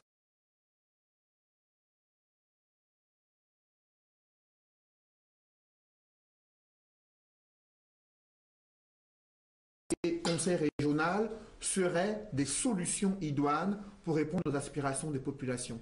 Est-ce que cette décentralisation telle qu'elle est en train d'être mise en place avec ces conseils régionaux, avec ces statuts, ce statut spécial pour le nord-ouest et le sud-ouest, cela permettra de juguler la crise? Grosso modo, il faut dire qu'on ne lutte pas. Il faut que nous visions ça. Nous avons fait ça pendant 30 ans. Après un certain temps, en moyenne de 5 ou 10 ans, on doit faire l'état des lieux, voir ce qu'on a acquis et ce qu'on n'a pas acquis. Réorienter les cibles, les objectifs et même les méthodes de lutte. Dans cette question-là, il faut dire que, tel que c'est fait sur la base des CV que j'ai vus, les présidents des conseils régionaux et même la plupart des conseils régionaux, le RDPC a choisi les bons profils. Et a priori, il devrait réussir. Parce que c'est des gens qui sont d'abord des bons CV, sont compétents. Ce que moi je connais, il y a un bon professeur de chirurgie, il y a un Timi qui est un excellent ingénieur, je crois. Ils ont de l'expérience, ils ont fait leurs preuves, ils sont de bonne foi. Du point de vue individuel, ça ne pose pas de problème, ce n'est pas ça le problème. Le problème, c'est qu'ils sont dans un bateau de malfaiteurs. Qu'est-ce que 10 honnêtes hommes dans un bateau de 75% de mercenaires pour faire? C'est ça la vraie question. Certains sont même en aubaine, je vais vous dire, pour sortir même de la guerre. Je vais vous dire comment sont les chirurgiens. Quand vous avez un chirurgien comme Angafo qui a entre 35 et 40 ans de chirurgie, il faut savoir que toute l'élite là-bas le connaît. Parce qu'ils font les mêmes lycées. C'est les gars qui font les classes, font les internats, ils le connaissent. Mais aussi, il n'y a pas une famille, à l'inverse. Tous les petits gars qui sont en brousse, c'est eux qui le connaissent, lui ne les connaît pas. Il ne peut pas les connaître. Vous savez pourquoi? Parce qu'il n'est pas possible qu'en 40 ans, il n'ait pas sauvé votre grand-père ou votre grand-oncle d'une prostate. Ça fait très mal la prostate. Hein? Un type qui sort ton grand-père de ça, tu ne peux pas l'oublier. Donc, de ce point de vue, par son métier, c'est quelque chose que le métier apporte. C'est comme ça que sont les bons chirurgiens. Et c'est un excellent chirurgien. De ce point de vue, il a de la matière. S'il envoie appeler ces petits gars-là, ils viennent. Parce qu'il le respecte pour la dette là, que c'est lui qui avait sauvé mon grand-père. Il n'y a pas une famille qui peut échapper en 40 ans. Ou 30 ans même, il n'y a pas. Je dis bien que lui connaît l'élite. Mais les petits soldats là, c'est eux qui le connaissent. Nous ne les connaissons même pas. Ils doivent le rappeler. C'est comme moi, quand j'arrive quelque part, c'est les gens qui me rappellent que c'est toi qui m'avais fait telle chose. C'est comme ça. Et donc c'est une aubaine. Maintenant, est-ce que l'État veut exploiter ça? C'est ça le problème. Pourquoi l'État exploite ça? Il faut de la volonté politique. Il faut le croire, il faut lui faire confiance. Il faut fusionner la commission Fayengo et Paul Tasson et même le gouverneur autour de lui, laisser diriger. Est-ce qu'ils vont comprendre ça? Je ne sais pas. Que c'est lui qui a le truc, parce que c'est comme ça la chirurgie, c'est comme ça la médecine. Un vieux appelait ça le pouvoir médical. Si on lui donne les moyens, peut-être un peu de politique, institue un peu le moyen et le pouvoir, il peut faire finir ça. Parce qu'il peut parler à ses enfants. Parce qu'il peut parler aux cadres. Les cadres, il a... Si ce n'est pas eux-mêmes, demandez à Fayengo s'il connaît Angwafo. Prof, you are talking about Angwafo, that's the Northwest, but there is a different president in the Southwest, for example. I'm just saying that you are painting a good picture of the president in the Northwest. Il est bien pour le Nord-Ouest. Ok, mais c'est valable pour tous les anglophones. Ce que je te dis là, il est influent. Parce que comme je suis là, I'm a Bassamana. If I want a window to come out, I make them come out. I don't know to like this. There are many. I don't even know them. It depends if I work or I did not work. You understand? That's a medical power, surgical power. That's what they are used to say. Surgeons are. Sorcier, comment on appelle en anglais? He's a surgeon. Sorcier. Which is? Sorcier in French. Witchcraft. Witchcraft. Witchcraft man. That is surgery. So this surgeon is opportunity. If this government like, if they don't like, they will not give him moyen. S'il faut l'argent, on ne lui donne pas. S'il faut même les contrats, on ne lui donne pas. S'il faut le pouvoir, on ne lui donne pas. Il ne va pas. He's going to be given the same resources like the president in the littoral, the president of the southwest, the west region, all of that. Il faut savoir, que les chirurgiens sont cruels. Si un chirurgien travaille quelque part 10 ans, après ça, tu envoies un préfet là-bas. S'il y a un problème, demande au chirurgien là. Le préfet là ne connaît pas parce que lui-même là. Prof, you're only talking about your friend, chirurgien. You're only talking about your friend. I'm telling you how he's not the only president. He's the president of a single region. We have 9 other presidents in 9 other regions in Cameroon. But that two regions, they have a specific problem. But he's not the president of the 2 regions. He's the president for the northwest. I benefit on that question to speak of that war. I do not want to speak on the war. Okay. And that example is an example that in this case, the CPD, the president's selection is seemingly good and is not a problem. What may be a problem is that in other regions that I do not know, they may use it to organize more prevarication. Understand? So the president of the region may be linked with the governor to steal more money. Oui, Duval. Donc on peut utiliser ça positivement, on peut aussi l'utiliser négativement, enfoncer la région. Ça dépend. Mais je t'ai pris 2 exemples qui, sauf si le diable entre en eux, ont fait leur preuve. Ils devraient avoir au moins le niveau de résilience. Et ce n'est pas ça le problème. Le vrai problème, c'est de ne pas la résilience comme Moutazé appelle. Le vrai problème, c'est aller à l'émergence. Et l'émergence, c'est ce que le président a fixé là. 8%, le taux de croissance, chemin de fer, Douala. Maintenant, je te demande, même si tu fais 1000 présidents de région, même si dans un groupe, pour faire l'autoroute, 60 km, ils font 5 ans.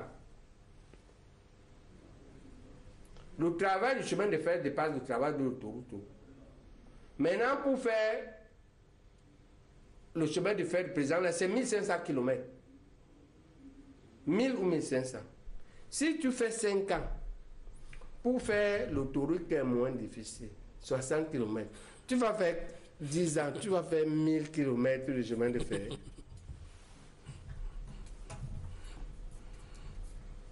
Ces projets sont réalistes, selon vous? Ce n'est pas ça le problème. Ce n'est pas ça le problème. Le problème, c'est que dans cette affaire, pour comprendre bien l'affaire, là, tout ce qui se passe aujourd'hui au Cameroun, pour bien comprendre ça, il faut comprendre que en 2004, quand le président a fait son 2e mandat, il devait partir en 2011, parce que la Constitution le disait. Il y a un groupe qui est né, qu'on appelait le G11, qui était prêt à prendre le reste. C'est les biaïstes, hein. Le premier groupe des biaïstes est né pour prendre le pouvoir en 2011, c'est le G11. C'est les biaïstes naïfs, le G11. Ils sont là où ils sont. La Constitution a été modifiée, le président a rempli. Maintenant, il devait aller jusqu'en 2018. À ce moment, le 2e groupe est né. Comme le D11 était des AKO, le 2e, le G18, chef de file là-bas, c'était Kanto. C'est un ancien biaïste. Lui-même dit. C'est pourquoi les deux se respectent. Quand l'un veut parler, l'autre ne parle pas son nom. Il dit seulement ce qu'il a fait. Le G18. Et maintenant, 2018, ça s'est passé comme ça s'est passé. Et il y a un troisième groupe qui a compris, après l'échec du G11 et l'échec de... Il a compris que ce que le président a fait, dit que maintenant la succession, il vous donne 4 mois pour organiser la succession si quelque chose lui arrive. 120 jours. C'est le G120, c'est comme ça que j'appelle ça. Et maintenant, le G120, dans son besoin de suivre, tout ce que tu vas voir au Cameroun est une manipulation du G120. Dans quel intérêt? Dans l'intérêt, de survivre, en attendant que ce qui va arriver pour que le président leur laisse la place. C'est comme là-bas à l'ouest de Bamileke, les fils, les successeurs potentiels qui discutent la chefferie avant la mort du chef. Ils n'attendent pas le jour où on arrête, puisque vous dites là-bas que vous arrêtez, non? Tout à fait. On arrête un successeur. Ils n'attendent pas l'arrêt du successeur. Ils veulent dire qu'ils sont chefs avant. Donc, ils veulent survivre. Ils veulent pouvoir tenir parce qu'ils savent qu'ils peuvent exploser. Les hommes de la Côte d'Ivoire montrent ça. Parce que quand ils explosent en 2000, c'est les oufetistes qui explosent. Ce n'est pas l'opposition, ce n'est pas un babou. Le coup d'État vient d'un épiciste, d'un oufetiste. OK? Pour tenir jusque-là, pour pouvoir survivre à l'époque et pour supporter ce qui arrivera. En fait, le G120 est finalement, on va dire, les biaïstes réalistes qui savent tous les gaffes qu'ils ont commises. Ils savent le mécontentement que le président a, parce que le président est vraiment mécontent d'eux. Ils n'ont pas travaillé pour lui, ils ont tout gâté. Et qui se disent que d'ici à là, on attend seulement ce qui va arriver. Si on survit, on survit. Si on meurt, tant pis pour nous. Justement dans... Et entre-temps, donc, ils ficellent des choses mirobolantes qu'ils présentent au président. Voilà ce qui se passe. Tout ce que tu vois là n'est pas une volonté réelle. Ils disent même des choses impossibles, ils ne se rendent même pas compte. Et ça passe par des mailles qui ne sont pas... Et puis ils fabriquent des sophismes et disent au président, comment ils vont faire? Vous ne pouvez pas construire 60 km d'autoroute. Vous prenez 5 ans, vous faites 60 km et vous dites que vous allez faire, vous allez arriver en Djamena avec le chemin de fer à 2 voies, ou bien vous voulez aussi faire à 1 voie cette fois-ci. Comment vous allez faire? Dans ce schéma que vous venez de décrire, hein, de bataille politique... C'est la bataille du... C'est la manipulation du G120. Dans ces batailles que vous venez... Dans ce schéma de bataille politique que vous venez de décrire, hein, pour la succession ou bien pour l'après Paul Biya, il y a le professeur Maurice Kamto qui est arrivé deuxième à l'élection présidentielle. C'est le G18. Qui n'a pas... C'est le chef de file du G. C'est un biaïste. Hein. Qui revendique, c'est vous qui le dites, parce qu'il ne l'a jamais évoqué de façon officielle. Avoir été le collaborateur d'un président de la République ne signifie pas que vous participez à l'idéologie politique de ce chef de l'État.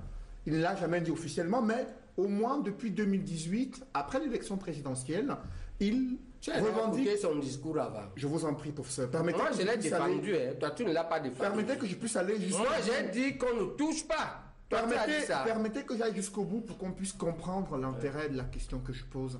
Le professeur Maurice Kamto estime qu'il faut réformer le système électoral pour que les mécanismes de succession ou d'élection, de désignation de nouveaux présidents soient démocratiques. C'est une position qui est partagée par le SDF et d'autres formations politiques. Alors ce fameux G120 dont vous êtes en train de parler, est-ce que ces batailles qui sont en train d'être faites prennent en compte la nécessité de respecter à la fois la constitution du Cameroun et les enjeux des réformes du système électoral?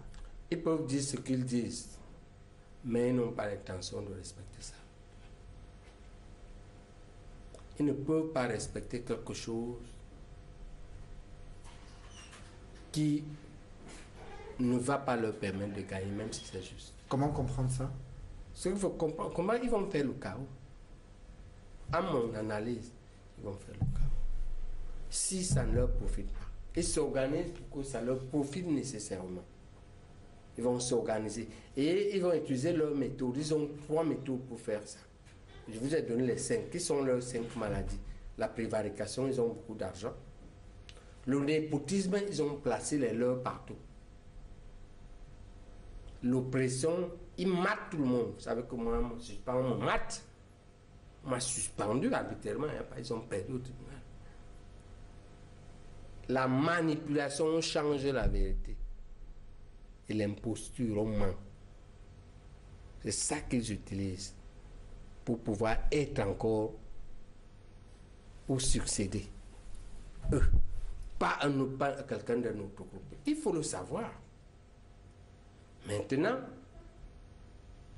le problème de l'opposition, c'est dans cette affaire. Je vous invite à poursuivre ce débat sur la question politique, les enjeux de l'opposition et l'avenir du Cameroun dans la deuxième partie de cette émission. D'abord, une courte pause dans l'émission La Vérité en face avec pour inviter le professeur Jean Baebek pour la première de l'année 2021.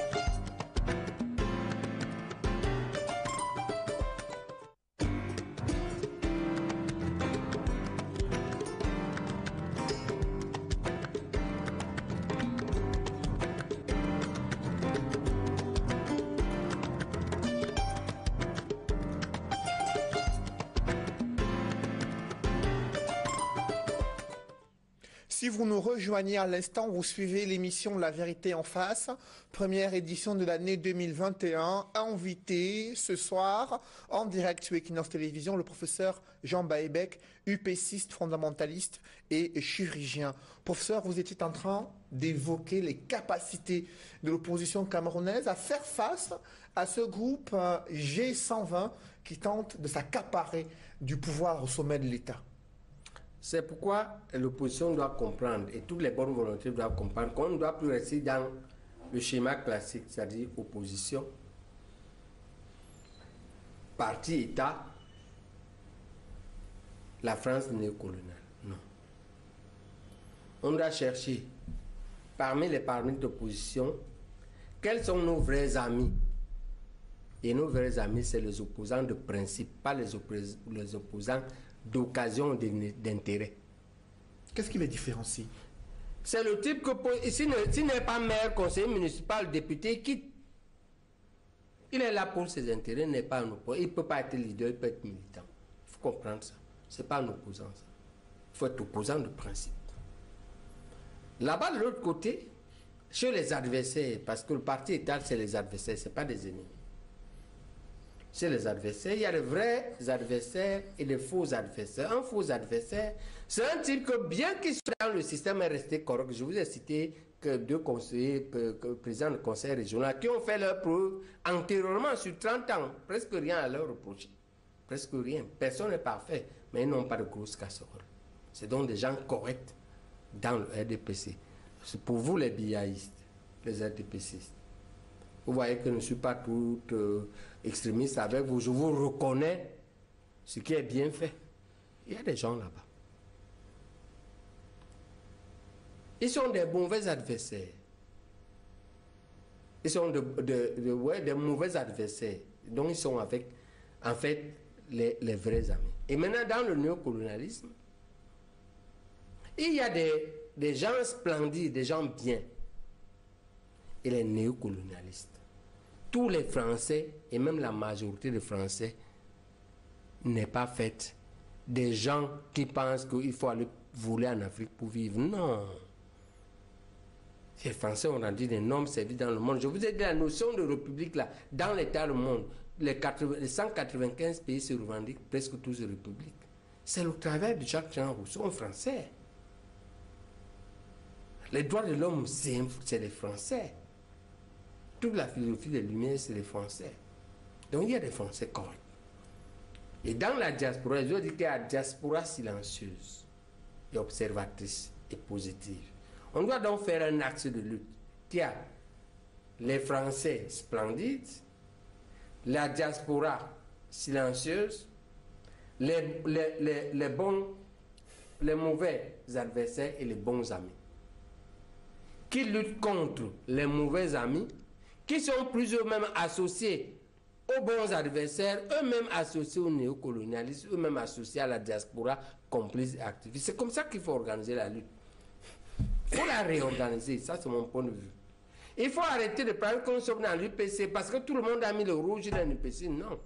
Quand on est dans l'opposition, tout le monde, non. Il y a des types qui disent qu'il est opposant, mais en fait, tous les jours, il est là-bas, dans leur atelier. Il défend les positions des gens faux. Il y a des gens, il dit qu'il est là-bas, mais il fait des choses correctes pour la République et pour le peuple. On doit être avec lui, en réalité. Puis maintenant, fixer les cibles. Savoir que le néocolonialisme est notre problème central, les autres problèmes sont secondaires. Parce que c'est lui qui a gâté la fondation dès le départ. Et c'est lui qui continue à soutenir comme Baptiste sur une mauvaise fondation. Parce qu'un immeuble qui dandine, qui veut tomber, l'arrange, parce que pendant ce temps, lui, l'espoir le pétrole. C'est levé pour comprendre que le parti État, il y a été un adversaire, c'est vrai. Mais il n'est pas prioritaire au néocolonialisme qui veut faire main basse. Et quand nous ne sommes pas les seuls peuples à avoir ça, en 1935, lorsque Chiang Kai-shek, en tête des nationalistes, et Mao Tse-tung, en tête des communistes, se battent pour la souveraineté de la Chine, ils sont attaqués par le Japon, qui est dans l'axe Rome-Berlin-Tokyo, avec les nazis. Ils sont mis ensemble pour mettre d'abord le Japon dehors. Quand ils ont fini de mettre le Japon dehors, Mao, qui était le plus fort, a refoulé Chiang Kai-shek dans l'autre, dans l'île, et il a formé là-bas ce qu'on appelle la Chine-Taïwan. Il lui a fait la concession, on pouvait le poursuivre jusqu'à là-bas, mais il a fait la concession, ok, fais ton nationalisme là-bas, moi je fais le communisme ici. Donc nous devons apprendre à nous battre, à se faire des concessions à un certain moment, et à savoir que le problème central n'est pas là. À ne plus faire l'erreur qu'on a fait en 82, lorsque Biya a voulu annuler le 3e accord, lorsqu'il a dit que le Cameroun est la chasse gardée de personne. Il voulait dire que lui peut vendre le pétrole là où on achète bien. Il n'est pas obligé de vendre là où vous voulez. On l'a affaibli avec notre coup d'État raté. On ne doit plus faire ça. On ne doit plus faire l'opposition aveugle. Donc, on fixe les coalitions de lutte. Il faut les fixer. Il faut fixer les cibles. Il faut fixer le type de lutte. Par exemple, on a lutté depuis. La lutte diplomatique est faible. On a ouvert les nouvelles luttes, les luttes judiciaires. On ne savait pas qu'on peut attaquer les hommes d'État pour leurs actes, ni même les individus pour les actes de justice qui n'appliquent pas. Maintenant, on le sait. Il y a le front judiciaire à développer. Il y a le front diplomatique à ouvrir les méthodes de lutte. Pendant ce temps, il faut qu'on apprenne aux militants et aux cadres que vous êtes à acquérir chacun l'indépendance financière. Parce qu'avec l'indépendance financière, que tout le monde prenne les décisions, les choix libres. On réglera ce que la base décrit. La brigade anti-sardinage, la sardinavie. C'est quoi concrètement? À quoi vous faites? C'est l'homme qui décide sur la base des sardines qu'on lui a données. Il faut qu'on arrive à dire aux citoyens, refusez les sardines parce qu'il peut acheter sa sardine. Pas parce qu'il faut pas qu'il ait faim. Sauf s'il est un handicapé, un malade, un enfant ou un vieillard. Ce n'est pas normal qu'une personne normale, homme ou femme, qui n'est pas dans les 4 catégories-là, aille même prendre ça. Il faut que tout le monde arrive. Quelle est l'ampleur de ce problème au Cameroun? Mais il est énorme, il est énorme, il est presque universel. Il est universel. C'est-à-dire que 85% des Camerounais qui ne travaillent pas là. D'accord? Et même ceux qui font les 15% qui travaillent à la moitié, donc 90%. Il faut qu'on inverse. Il n'y a qu'un maudit qui fasse ça. Et pour qu'on inverse ça, il faut qu'on crée une stratégie économique qu'on vulgarise. Indépendance économique et financière pour que tout le monde puisse gagner sa vie et être indépendant de ça. Est-ce que ceux de l'opposition qui n'ont pas les manettes du pouvoir peuvent mettre sur pied une telle stratégie, et la vulgariser et la faire implémenter. Oui, parce que le Cameroun a quand même la liberté d'association, d'organisation, de déplacement. Tu peux faire des réunions. Quand je me suis arrêté ce matin chez Fauben pour regarder comment ils fabriquent les aliments de poisson, personne ne m'a arrêté. J'ai mangé chez lui, j'ai mangé le poulet que sa femme élève. J'ai envoyé les photos à ma famille. Ils ont vu, j'ai vu sa machine, comment il fabrique les aliments de poisson. Personne ne peut arrêter. Le problème, c'est que les élites politiques, nous avons voulu changer le Cameroun avec un peuple affamé. Comme il est affamé, nous ne pouvons pas l'éduquer. C'est pourquoi je pense que nous devons faire les deux. On doit s'engager définitivement dans l'éducation économique et financière du peuple camerounais. Et dans la lutte politique, les deux simultanément. Mais, professeur... Parce qu'un peuple indépendant, économiquement et financièrement, fera ses choix politiques. Professeur, justement, il se trouve, selon certains analystes, que cette stratégie qui consiste à affamer le peuple entre dans la politique d'assurer la pérennité de ce néocolonialisme-là. Oui. Et que, justement, il va falloir mettre en place des mécanismes, comme vous dites, pour pouvoir mettre un terme à cela. La question que je pose, c'est celle-ci. Est-ce qu'il ne faut pas envisager, puisqu'on parle de la lutte, est-ce qu'il ne faut pas envisager des batailles sur plusieurs fronts à la fois sur le continent? Ça ne doit pas être une affaire isolée au Cameroun, puisque vous avez dit que la question qui préoccupe, c'est le néocolonialisme. Et cette question, elle est centrale, elle est globale sur tout le continent africain, en tout cas l'Afrique noire. Très bien, Duval. Est-ce qu'il ne faut pas envisager des points...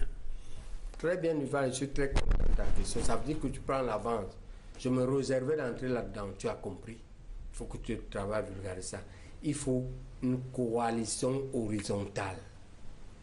C'est-à-dire l'UPC, le MRC, les RTPistes positifs, le FPI en Côte d'Ivoire, le Parti socialiste au Sénégal, le FLN en Algérie, l'ANC en Afrique du Sud, Duval, ouais, on doit se mettre ensemble contre le CFA, contre le néocolonialisme. Après la coalition verticale, la diaspora positive, la France splendide, les RDPistes positifs et les vrais amis. Donc il y a une coalition verticale plus une coalition verticale, un repère orthonormé, comme dirait un étudiant de 3e. C'est comme ça qu'on doit organiser la lutte. Et c'est bien que tu comprennes ça, que tu anticipes. C'est ça que l'avant-garde, les cadres, c'est vous qui ferez la révolution, Duval.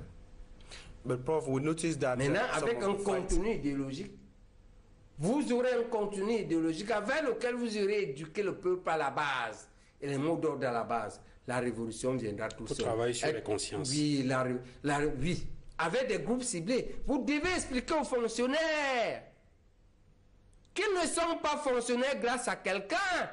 Ils sont fonctionnaires sur concours. Et que la fonction publique n'appartient pas à un parti politique, mais à un État. Et que l'État, c'est eux, que c'est un droit. Et que votre lutte, c'est pour l'intérêt général. Vous devez l'expliquer aux fonctionnaires. Vous devez l'expliquer aux militaires, aux policiers. Vous devez réussir ce que Lénine avait réussi. Vous savez que le jour où il fait la révolution bolchevique en novembre 17, il n'y a pas une goutte de sang. Le roi fuit tout seul. Parce que le peuple, l'armée, la fonction publique, tout le monde est préparé. Vous devez chercher à prendre le pouvoir sur un peuple préparé. Si vous voulez le pouvoir sur un peuple qui est au bar de 16h à 22h, Armstrong, ben le même peuple vous égorgera. Ce que je vous dis là est sérieux et déterminant. C'est les choses stratégiques que je ne vais pas dire ici. Mais puisque tu as soulevé la question, je suis content que tu comprennes. Je suis content que vous compreniez. Je pense que je n'ai pas perdu mon temps ce soir. Si au moins vous avez compris. La diaspora nous suit. Elle est là. Les Camerounais, le Bamileke qui va aller à la NASA là, un Tchang, c'est qu'il y a un truc, c'est que les Tchang on les connaît par fac, ils ont un suffixe en fac, il y a quelque chose fac. Hein? D'autres, les autres qui sont chefs d'industrie en France, il y en a les directeurs de banque au Canada. Vous savez combien d'enfants moi j'ai élevés qui sont là-bas? Tout ce monde-là. Et c'est pour le bien de tout le monde. Le bien, même les gens du RDP savent que c'est bien pour les enfants. Même les gens du RDPC souffrent. Quand vous dites que je suis conciliant par rapport à Idjo, vous savez que c'est de force qu'Idjo quitte Air Afrique, qui était un truc néocolonial, et que Camer, on est là en plein Pompidou, entre De Gaulle et Pompidou, c'est la même chose. Il n'était pas d'accord. Il crée Camer, il donne la Kodak. Il ferme EDC, il crée Sonel. Il ferme le tour des eaux, il crée SNEC.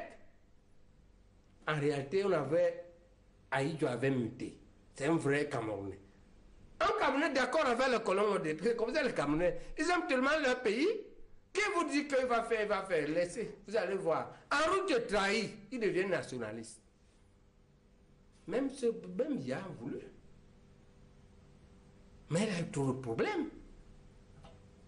Parce qu'après notre truc de 84, je ne vais pas répéter le mot pour ne pas stigmatiser.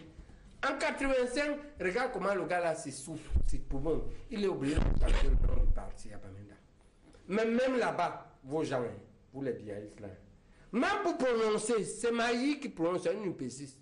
L'UNC devient RDPC. C'est Théodore Maï Matip. Pour lire le discours, c'est Théodore Maï Matip. Il n'y a personne pour lire. Il n'a pas fini ça, la crise. Alors qu'il est en train de parler de la concurrence au sein du même parti. Vous vous souvenez, la campagne électorale, vous étiez né, non? Moi, j'ai terminé mes études de médecine. On a lu dans les livres d'histoire. Vous avez lu dans les livres d'histoire, donc vous n'étiez pas né. Bon, je vous dis, alors, il organise la concurrence au sein de ce nouveau RDP. C'est la concurrence. Mais il n'a pas terminé ça, boum, le mur de Berlin tombe. Regardez le nombre de problèmes qu'il a eu. Pour le condamner sans lui donner les circonstances atténuantes. Vous comprenez pourquoi, hein? Moi, mon analyse, je comprends pourquoi un type comme Maurice Kamto avec lui le soutien. Comment expliquer ça? Comme Maurice Kamto avec lui le soutien, est-ce que tu pouvais ne pas soutenir un type qui dit que le Cameroun n'est pas la chasse gardée de personne? Après ça, on lui flanque un coup d'État. Tu ne soutiens pas pourquoi. Moi, je veux vous dire, moi, paix à son âme, mon oncle est décédé la semaine dernière, Albert. Vous devez savoir ça. Sa mort est très importante parce que c'est lui qui me détermine à faire les études de médecine. Je veux faire les études de médecine, c'est une décision plus. Mais moi, je ne sais pas comment faire. Parce que pour entrer au cul, c'est trop dur à l'époque. Quand je passe le bac en 83, je vais lui dire, je veux m'inscrire en physique. Je suis venu m'inscrire en physique. Je veux faire la médecine, mais je ne sais pas comment faire parce que pour entrer au cul, c'est trop dur. Il me dit que tu ne vois pas comment le Cameroun change. Parce que rigueur, modération, ça chauffe. Il me dit, si tu fais, va apprendre. Si tu apprends, tu vas passer. Le Cameroun change. Il n'a pas raté. Peu à son âme, Albert. Son corps est à la mort. Hein? J'annonce ici son décès. Bayemek Albert, son nom ressemble bien.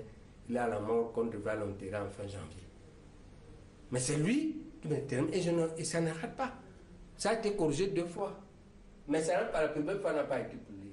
Qu'on a corrigé, c'est passé. Deuxième truc déterminant, en 92, quand j'entre en spécialisation, je suis le premier, hein?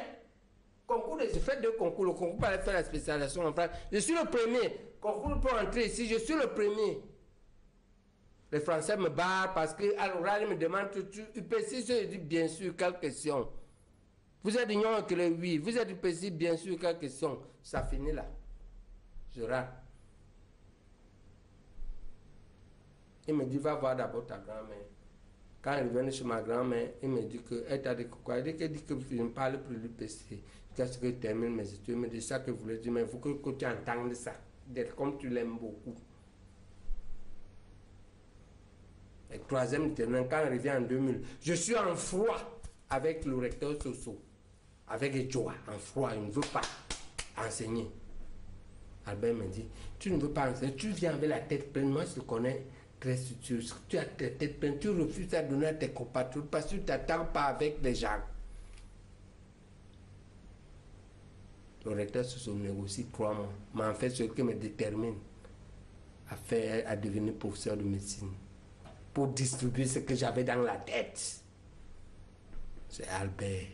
Professeur Jean Baïbek, d'accord? Est-ce que les nouvelles générations aujourd'hui... Vous demandez pourquoi? Regardez le parcours d'un homme, la vie. Vous comprenez pourquoi je dois prendre de la hauteur pour comprendre tout ça?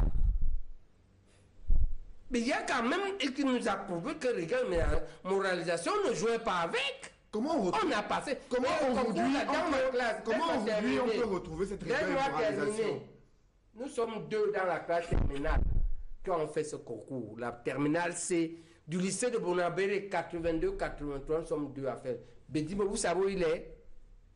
Il est professeur titulaire et patron des maladies infectieuses dans tout le Texas. Tout le Texas, aux États-Unis. Son père était le directeur de l'école publique là quoi. Directeur de l'école publique là quoi, ça valait quoi? Tu pouvais passer le concours d'Aïdjo. Parce qu'à l'époque, c'était la chasse gardée. C'est-à-dire, c'était des familles, on désigne que telle famille doit avoir un médecin, il n'y avait pas le mérite. Famille et Woody, là-bas dans le fond d'une came pouvait. Instituteur à quoi? Il est là, c'est une des familles que quand j'arrive à Douala, je suis pas à l'hôtel, c'est là-bas que ma famille savait que je suis chez les Bédimos. Ils connaissent mes parents et vice-versa. En fait, d'autres parents. Est-ce que ce mérite existe encore aujourd'hui? Non, mais il y a eu cette intention. Je ne suis pas biaïste. Hein. Je ne suis pas biaïste. Mais moi, je suis un homme rationnel. Je peux faire le parcours avec toi. Pour les idées, pour les principes, si tu changes ou tes résultats changent, je suis pas avec toi. Je n'ai jamais été là-bas. Je n'ai jamais acheté la carte du RPC, je n'ai jamais été à un meeting du RPC, je n'ai jamais été à une réunion du RDPC, je n'ai jamais été ami à un type du RDPC. Ce n'est pas possible. Ok? Mais est-ce que ça m'empêche de dire que à ce moment, ce type a eu tel résultat, a fait telle chose? Non. Parce qu'il ne faut pas se tromper, Cédric. Au sein du même parti, vous allez avoir des gens qui ne peuvent pas faire ça. Hein.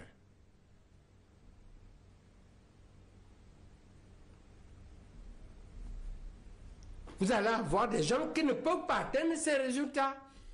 Vous allez avoir des leaders corrompus. Vous allez avoir des camarades tordus. Et pire, les êtres humains sont comme ça. Il ne faut pas croire que les organisations fabriquent les êtres humains. En particulier les cadres. Les gens viennent avec une éducation et s'inscrivent dans les partis. Et il faut se méfier de toujours laminer les autres. Et surtout quand un a fait des choses, il faut le reconnaître. Et il faut faire l'effort d'implémenter et d'élever nos organisations, nos partis politiques. Professeur Jean Baïbek, dans le fil conducteur de cette émission, il y a le chapitre santé. Vous avez certainement appris cette nouvelle. Le centre d'hémodialyse à l'hôpital régional à Bamenda a été fermé pour cause de panne de certains appareils indispensables dans les séances de dialyse. Comment vous réagissez lorsque vous apprenez une telle nouvelle? Nous avons une maladie générale, la maintenance, qui participe de la gouvernance. Ne pas savoir qu'on a la maintenance, ne pas savoir qu'il faut un service de maintenance, ne pas savoir qu'il y a la maintenance systématique et la maintenance à la demande. Même avant nos voitures, nous faisons non. C'est-à-dire que nos voitures, on attend la panne avant d'amener au garage. On ne sait pas que la voiture doit aller au garage. Sur la notice de la voiture, c'est écrit qu'elle doit aller au garage après telle date. Et quand elle va au garage, on met dans les machines, on change tel nombre de pièces. Et puis maintenant, elle va aussi au garage par nécessité. Nous avons ça. Après ça, il y a la prévarication. Après ça, la malgouvernance, vraiment, ça ne m'étonne pas. Et la gestion de la crise sanitaire, le Cameroun a subi près de 9 mois des crises liées à la pandémie de Covid-19. Vous avez vu le parlementaire Jean-Michel Nitscheux dénoncer des soupçons de détournement de deniers publics dans le cadre de la gestion des fonds Covid-19. Quel est votre point de vue sur ce sujet? Non, je crois que la gestion technique et scientifique, bon, on s'est battu. Mais vous savez que c'est une crise qui a des mensonges internationaux, comme le banditisme international. Vous savez qu'on a combattu Raoul en France pour l'affaire de la courquine, parce que la courquine ne donne pas l'argent. Donc il y a une malhonnêteté internationale autour de l'affaire qui fait que c'est trop difficile de critiquer le Cameroun. Mais il y a deux questions sur lesquelles notre ministère ou notre gouvernement doit être clair. La première question, c'est où est-ce que lui là, parce qu'ils ont eux-mêmes publié plusieurs marchés. Comment on fait pour qu'un seul type qui a 3 entreprises gagne le même jour 3 marchés qui font au total 1 milliard et 2? On a vu ça, le même type a 3 entreprises, 3 noms différents, quand au total les marchés qu'il a déjà gagné et livré 1 milliard 2. Première question. Gré à gré, tout ça, ce n'est pas un problème. Deuxième question à laquelle ils doivent répondre. Où est-ce qu'ils ont pris cette marchandise à livrer, puisqu'on sait que les deux pays qui fabriquent, la Chine et l'Inde, avaient interdit à leurs fabricants l'exportation pendant cette période. Je le sais parce que moi je fais ça. J'importe les consommables médicaux et les machines.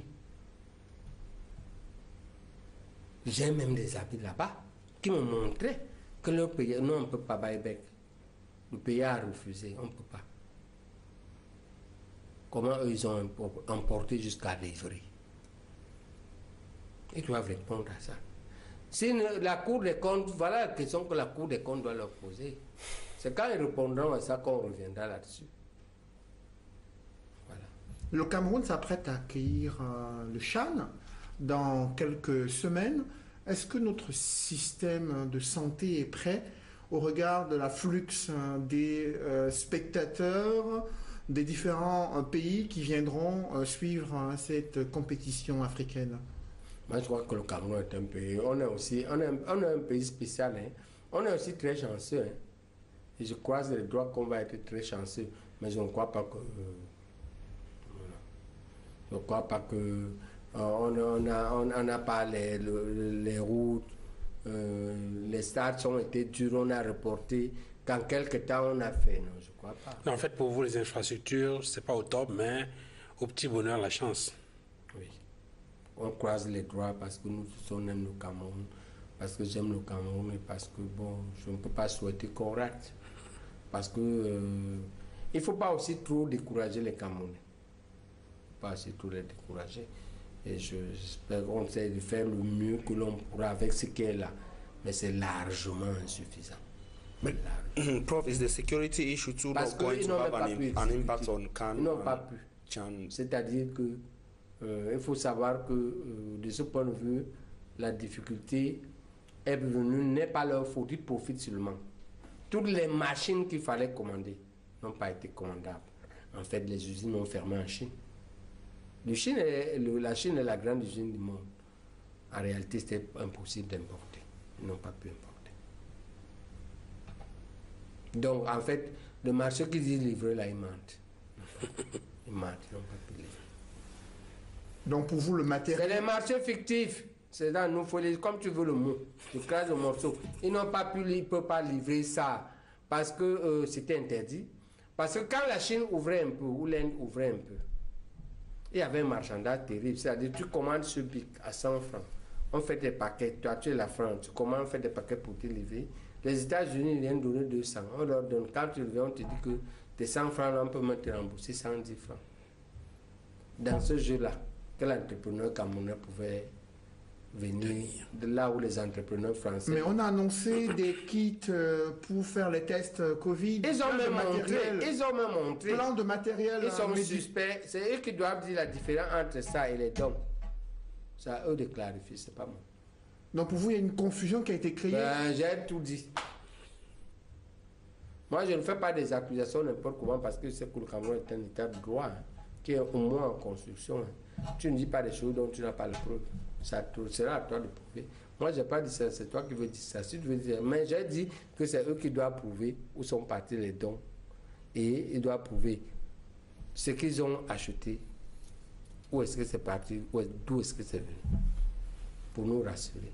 Le gouvernement a annoncé la couverture santé universelle. Elle devrait être mise en place on ne peut pas faire dans les ça tout prochains mois. Est-ce qu'on peut y arriver? Est-ce que ce système peut être implémenté au regard du fonctionnement du Cameroun, du niveau de couverture déjà sur le plan couverture sociale et des capacités des Camerounais à pouvoir faire face à des cotisations indispensables pour y parvenir? Le problème n'est pas la capacité des Camerounais à cotiser. Parce qu'on cotise au prorata.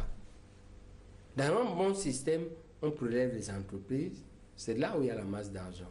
On prélève l'État, puis on prélève les citoyens. Hein? À la fois dans leurs revenus, mais aussi dans une sorte de TVA. Ce n'est pas le problème. Le problème, c'est la gestion de cette masse salariale pour qu'elle joue le rôle qu'elle doit jouer. Et c'est très difficile de le faire dans un peuple qui n'a pas d'éducation par rapport à la corruption. Entre les médecins qui doivent faire les cliniques, les hôpitaux qui doivent faire les factures, le système qui doit contrôler, le système qui doit ordonner le paiement, le système qui paye. On n'a même pas réglé le problème des marchés publics, ça on va régler comment? Non, on n'a pas un système fondamental qui permet de mettre ça en jeu. Si on met ça en jeu, il y a le risque d'échec est extrêmement élevé et l'échec par la corruption en bande organisée. Vous parlez de la corruption. Pourtant, on a vu la CONAC depuis de nombreuses années mener des campagnes de sensibilisation des citoyens sur la nécessité d'éviter des actes de corruption et de les dénoncer. Pourquoi cette pratique de la corruption ne baisse pas au Cameroun? Bon, ça c'est une étude scientifique qu'il faut faire. Moi, je ne peux pas faire d'études scientifiques là-dessus, mais je sais déjà qu'il faut qu'on applique l'article 66. Sur la déclaration des biens. Voilà, ça c'est un pilier. Deuxième pilier, il faut qu'on expose moins le citoyen. Et pour exposer moins le citoyen, nous devons faire ce qu'on appelle l'électronisation des paiements, quel qu'il soit. Parce que dès que le citoyen n'a pas l'argent, il a une carte. Même le taximan doit prendre la carte. Même la vendeuse de biens doit avoir la machine et prendre la carte. Dès que l'argent est électronique, tu réduis ça significativement. Or, nous sommes dans un pays où à l'Assemblée, un jour j'ai accompagné mon mentor avec le sac. On ne comprend pas, professeur. Vous l'avez accompagné. Tu as compris. Là, j'étais scandalisé que l'Assemblée paie en liquide. On est où là? L'Assemblée paie en liquide. Même moi là, mon rappel, on me paie en compte-gouttes. Mais quand je pars là-bas, comment on appelle le type, Mouké n'est pas là. Mouké va vous dire. Quand on parle là-bas, il nous donne les liasses. On apporte le sac. Pourquoi il n'y a pas un virement dans les comptes bancaires, par exemple? Ça, c'est le rappel. Donc, mais ils ont aussi le liquide là-bas. Je ne sais pas pourquoi ce n'est pas une loi.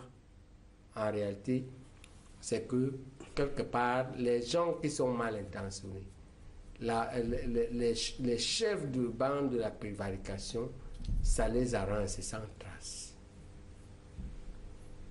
Alors que l'électronisation, bon gré, mal gré, laisse des traces. Et donc, par exemple, l'impôt va prélever là. C'est comme ça que les États modernes font, par exemple, pour traquer. Vous savez que, par exemple, moi, je vais vous dire, les professeurs de médecine en Occident sont extrêmement riches. Moi, j'ai vu des professeurs de médecine, par exemple, il opère le roi de Dubaï. Vous savez ce qu'il lui donne. Là-bas, c'est hors norme. Ça dépend de la nomenclature, là. Il lui fait une grosse intervention. Ça fait comment il le paye. Pour traquer ces gens-là, pour les amener, c'est comme ça qu'on fait. Mais même eux échappent. Parce que le roi de Dubaï paye 2 fois. Il y a une partie que lui-même donne liquide. Et l'autre partie paye pas.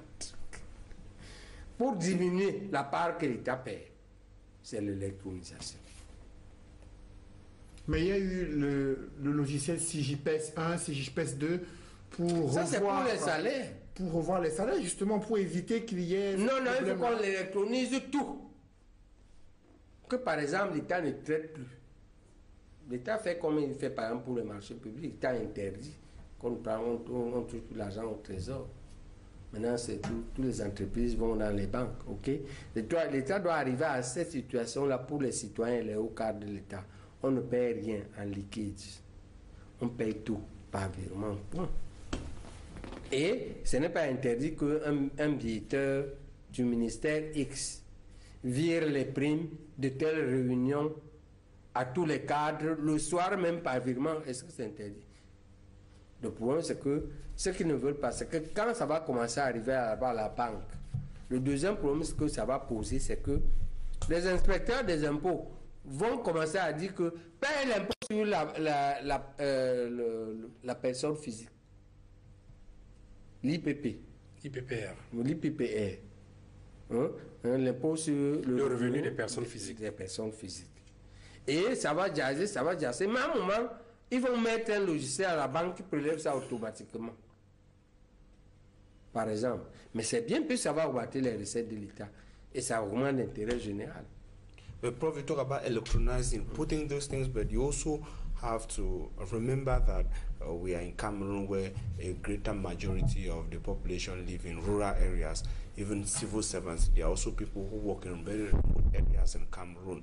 We have top government officials, and we have businesses taking place in all other parts of Cameroon, away from the main urban centers. If everything is going to be electronized this way, do you see it possibly working in every part of Cameroon? Mais on met le câble partout. C'est comme ça qu'on bâtit l'infrastructure d'un pays. Et Armstrong, on n'atteindra pas l'émergence si on ne bâtit pas l'infrastructure. Et l'infrastructure, c'est 4 ou 5 choses. C'est les routes, c'est le chemin de fer, c'est les habitants, c'est l'énergie, c'est les télécoms. Et les télécoms, c'est le câble. Les télécoms, ça sert à quoi? C'est avec ça qu'on organise l'importation en Inde ou en Chine.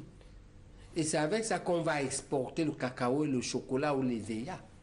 Tu communiques avec l'Indien de Batibo ou de Nkambe. Tu dois communiquer là-bas. Et si le câble est le câble qu'il faut, il va arriver en Nkambe. Ne pas mettre le câble en Nkambe est comme ne pas mettre la route en Nkambe, c'est la même chose. Pour ça, le câble participe de l'infrastructure. Et on ne peut pas se développer dans ça, parce que tu ne vas pas pour se développer, il faut que tu vendes et que tu achètes. Tu t'inscris et il te faut ça. C'est comme transporter la marchandise. S'il n'y a pas la route pour que la voiture circule, la marchandise que tu produis en DOP, comme mon ami, mon banquier, mon gestionnaire de banque, quand je lui ai dit que le Cameroun importe 180 milliards de riz, il m'a dit avant de parler ça avec toi, il faut que tu goûtes le riz de Ndop. J'ai rendez-vous, il va me donner le riz de Ndop la semaine prochaine. Mon ami, mon banquier. Comment tu vas exporter le riz de Ndop s'il n'y a pas la route? Comment tu vas communiquer avec celui qui achète le riz de Ndop s'il n'y a pas le câble? Donc il ne faut pas rester comme ça. Construire le câble est comme construire la route. Pour ça, Jean Baïbek, ce monde rural fait face à une pauvreté qui s'aggrave au fil des jours, malgré son potentiel agricole. Également, dans les principales villes du Cameroun, on observe un taux de sous-emploi assez élevé et le taux de chômage reste encore difficile à déterminer au Cameroun. Dans cette atmosphère de misère, de pauvreté, qu'est-ce que vous proposez concrètement pour lutter contre ces fléaux, pour sortir les Camerounais de cette situation? C'est tout un autre débat. Mais fondamentalement, je vais vous donner les 4 piliers ou 5. Le premier pilier, je vous l'ai déjà donné, c'est la transformation personnelle. Il faut qu'on sache que la liberté, le développement vient de la sueur. C'est une prescription biblique. Tu mangeras à la sueur de ton front.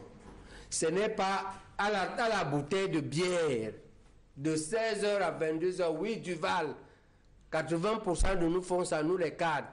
De 16h à 22h, tu ingurgites les bières. Tu regardes les filles, les fesses des filles. Tu parles du football. Tu manges le soya et le cochon braisé. Et le poisson braisé en désordre. Tu rentres ivre, tu tapes ta femme. Tu sais pas si tes enfants ont travaillé à l'école. Et on veut que le Cameroun se développe. Non. On veut être un peuple libre. Non. Quand tu es comme ça, tu es déjà esclave. Il faut cette transformation personnelle. Maintenant, je vous conseille que ça peut être difficile. Parce que peut-être tu es déjà addict. On peut t'aider. Mais il faut d'abord qu'on dise sa transformation personnelle. Manger sain. Boire modérément. Faire du sport. Lire. Vous voyez que je me fasse tous les choses sur les papiers. Les gens sont occultes. Vous ne lisez pas, vous faites quoi? Lisez. Et toute la connaissance sur Internet, il y a toute la connaissance dans Internet, dans les livres. Donc, il faut lire. Il faut faire les fréquentations positives qui t'apportent quelque chose. Ce n'est pas pour parler des filles. On peut parler des filles 30 minutes. Boire 30 minutes, mettre de 16h à 22h. Et de football. Voilà ce que font les Camerounais. Donc, transformation personnelle, c'est le premier pilier. Ça se fait au niveau des cadres, ça se fait au niveau des comités de base. Deuxième pilier, l'éducation économique et financière. Tout le monde doit être un producteur de richesse. Et comment on fait pour produire la richesse? On fait pour produire la richesse, on apprend ça à l'école. Si ce n'est pas à l'école, c'est à l'atelier. Si ce n'est pas à l'atelier, c'est au cabinet. Si ce n'est pas au cabinet, c'est en entreprise. Si ce n'est pas là-bas, c'est à la maison. Si ce n'est pas à la maison, c'est chez le voisin. Il n'y a pas de raison que tu dises que toi, tu ne sais rien faire. Tu n'as pas vu ta maman faire les beignets, braiser le poisson. Tu crois que popcorn, c'est quoi? C'est le maïs qu'on a décortiqué, qu'on a grillé, il a seulement éclaté. Popcorn is what? Hamburger, c'est quoi? Ce n'est pas le pain chargé avec la viande. McDonald's vend quoi? C'est le pain chargé avec la viande et le fromage, non? Qu'est-ce qu'il y a dedans? On ajoute ketchup. Ce n'est pas la tomate écrasée. Vous ne savez pas qu'il y a des riches sur la tomate écrasée. Il y a des riches sur le pain chargé et toi tu es pauvre. Tu dis que il faut que tu trouves le travail. Pourquoi tu dois trouver le travail?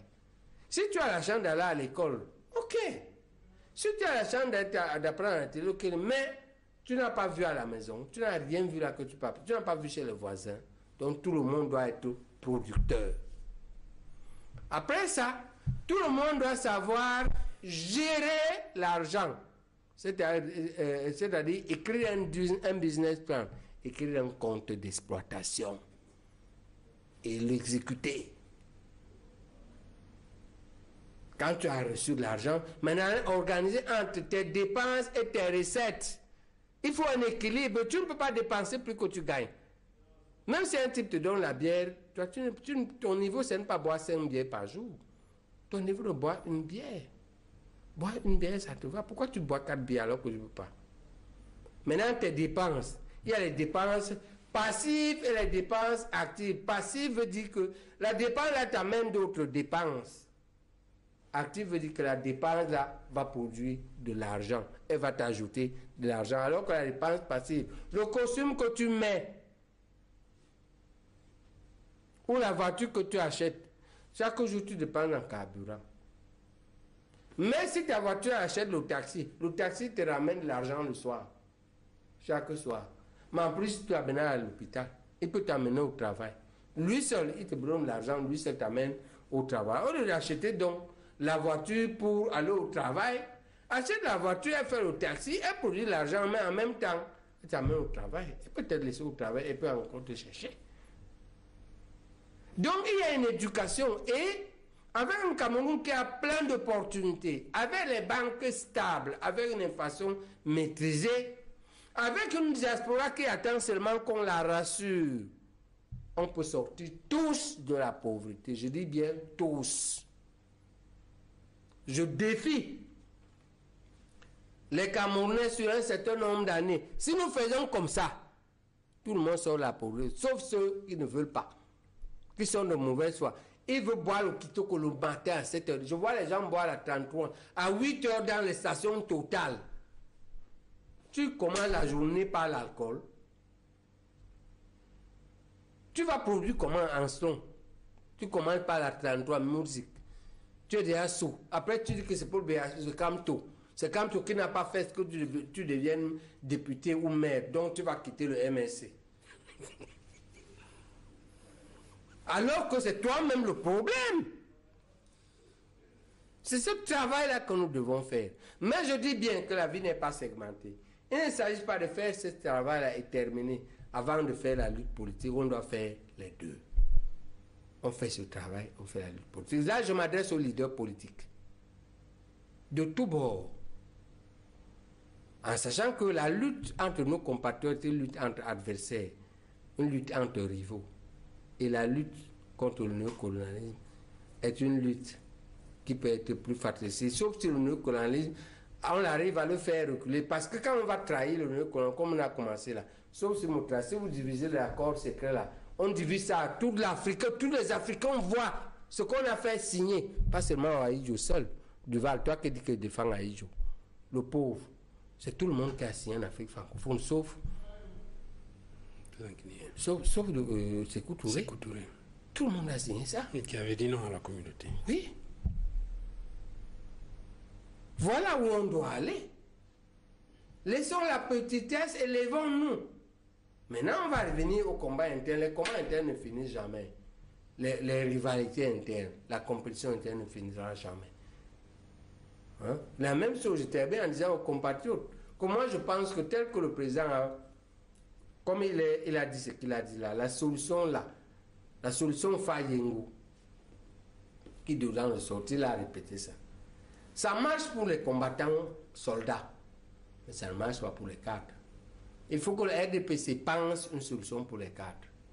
Parce que les cadres, eux, ils avaient un emploi, ils avaient quelque chose, une position, et puis ils ont réussi dans ça. Maintenant, ils ont honte de sortir. Mais en attendant, moi, je pense, j'ai réfléchi, qu'est-ce qu'on peut faire pour eux? La solution en attendant, c'est que moi, je les conseille de sortir par le Nigeria. Ils connaissent les pistes. Ils sortent par là-bas. Ils vont s'insérer là-bas. La diaspora les aide, la diaspora peut les aider. Et puis, le temps passant, ça va se tasser. There's a diaspora that is financing also. Mais je pense que Armstrong, après 4 ans ou 3 ans, il s'est fait le nom. Does it work? Il faut faire le bilan. Dans la vie, il ne faut pas croire que la victoire, c'est seulement la victoire. Si quelque chose te dépasse, tu peux changer le fusil d'épaule. Moi, je ne vous ai pas encouragé à ça. Moi, je vous ai dit que ce n'était pas bien. Mais je comprenais parce que vous n'êtes pas allé là exprès. Vous n'avez pas réfléchi. On vous y a poussé. Vous êtes tombé dans le piège. Maintenant, quand tu es dans le piège, sors. Ce que je peux leur dire, vous êtes cadres. Pour vos nyama-nyama, les petits soldats, eux, Fayengo les attend. Ils les intègrent. Il paraît qu'ils sont contents. Ça va là-bas, non? On leur dit qu'ils sont contents. On leur apprend le métier, on les réinsère. Maintenant, les cadres, ils ont un problème.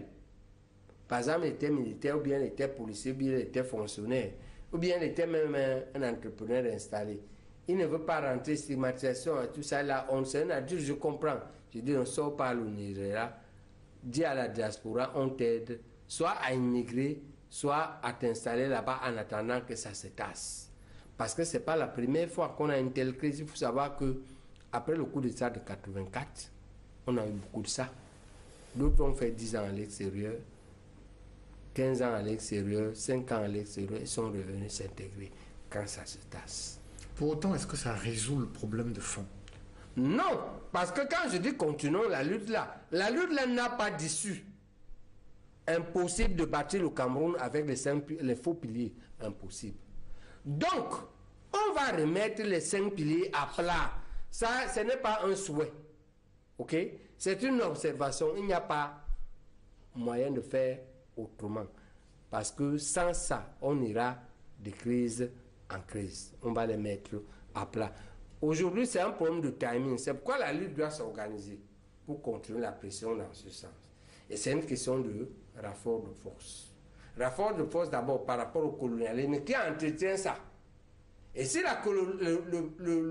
le centre du néocolonialisme lâche les piliers internes et que nous faisons une bonne coalition, ça va arriver tôt. Professeur... Est-ce que tu me comprends là? Très bien. Voilà, ça va arriver tôt. Par contre, si on n'arrive pas à s'organiser avec FPI, FLN et tout ça, l'ANC, ça arrivera tard. Enfin, mais ça va arriver. Non, quand vous expliquez, ça rappelle un peu l'occupation de la France. Professeur Jean Baebek, nous sommes arrivés au terme de cette émission. Merci d'avoir accepté notre invitation pour la première édition de l'émission La Vérité en face, édition 2021 sur Equinox Télévision. Ben écoute, j'espère que je me suis débrouillé. C'est moi qui dis merci, plutôt parce que c'était difficile, c'était un véritable piège. Et j'espérais vraiment élever le débat et arriver à sensibiliser non seulement les Camerounais, mais tous les Africains francophones sur le terrible fléau, et même les Français de bonne foi, sur le terrible fléau qu'est le néocolonialisme.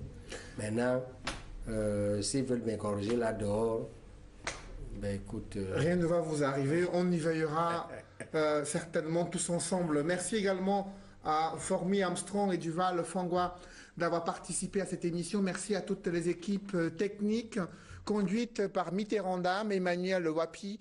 Mesdames, Messieurs, c'est la fin de cette émission. Merci de l'avoir suivi et merci de rester sur Equinox Télévision.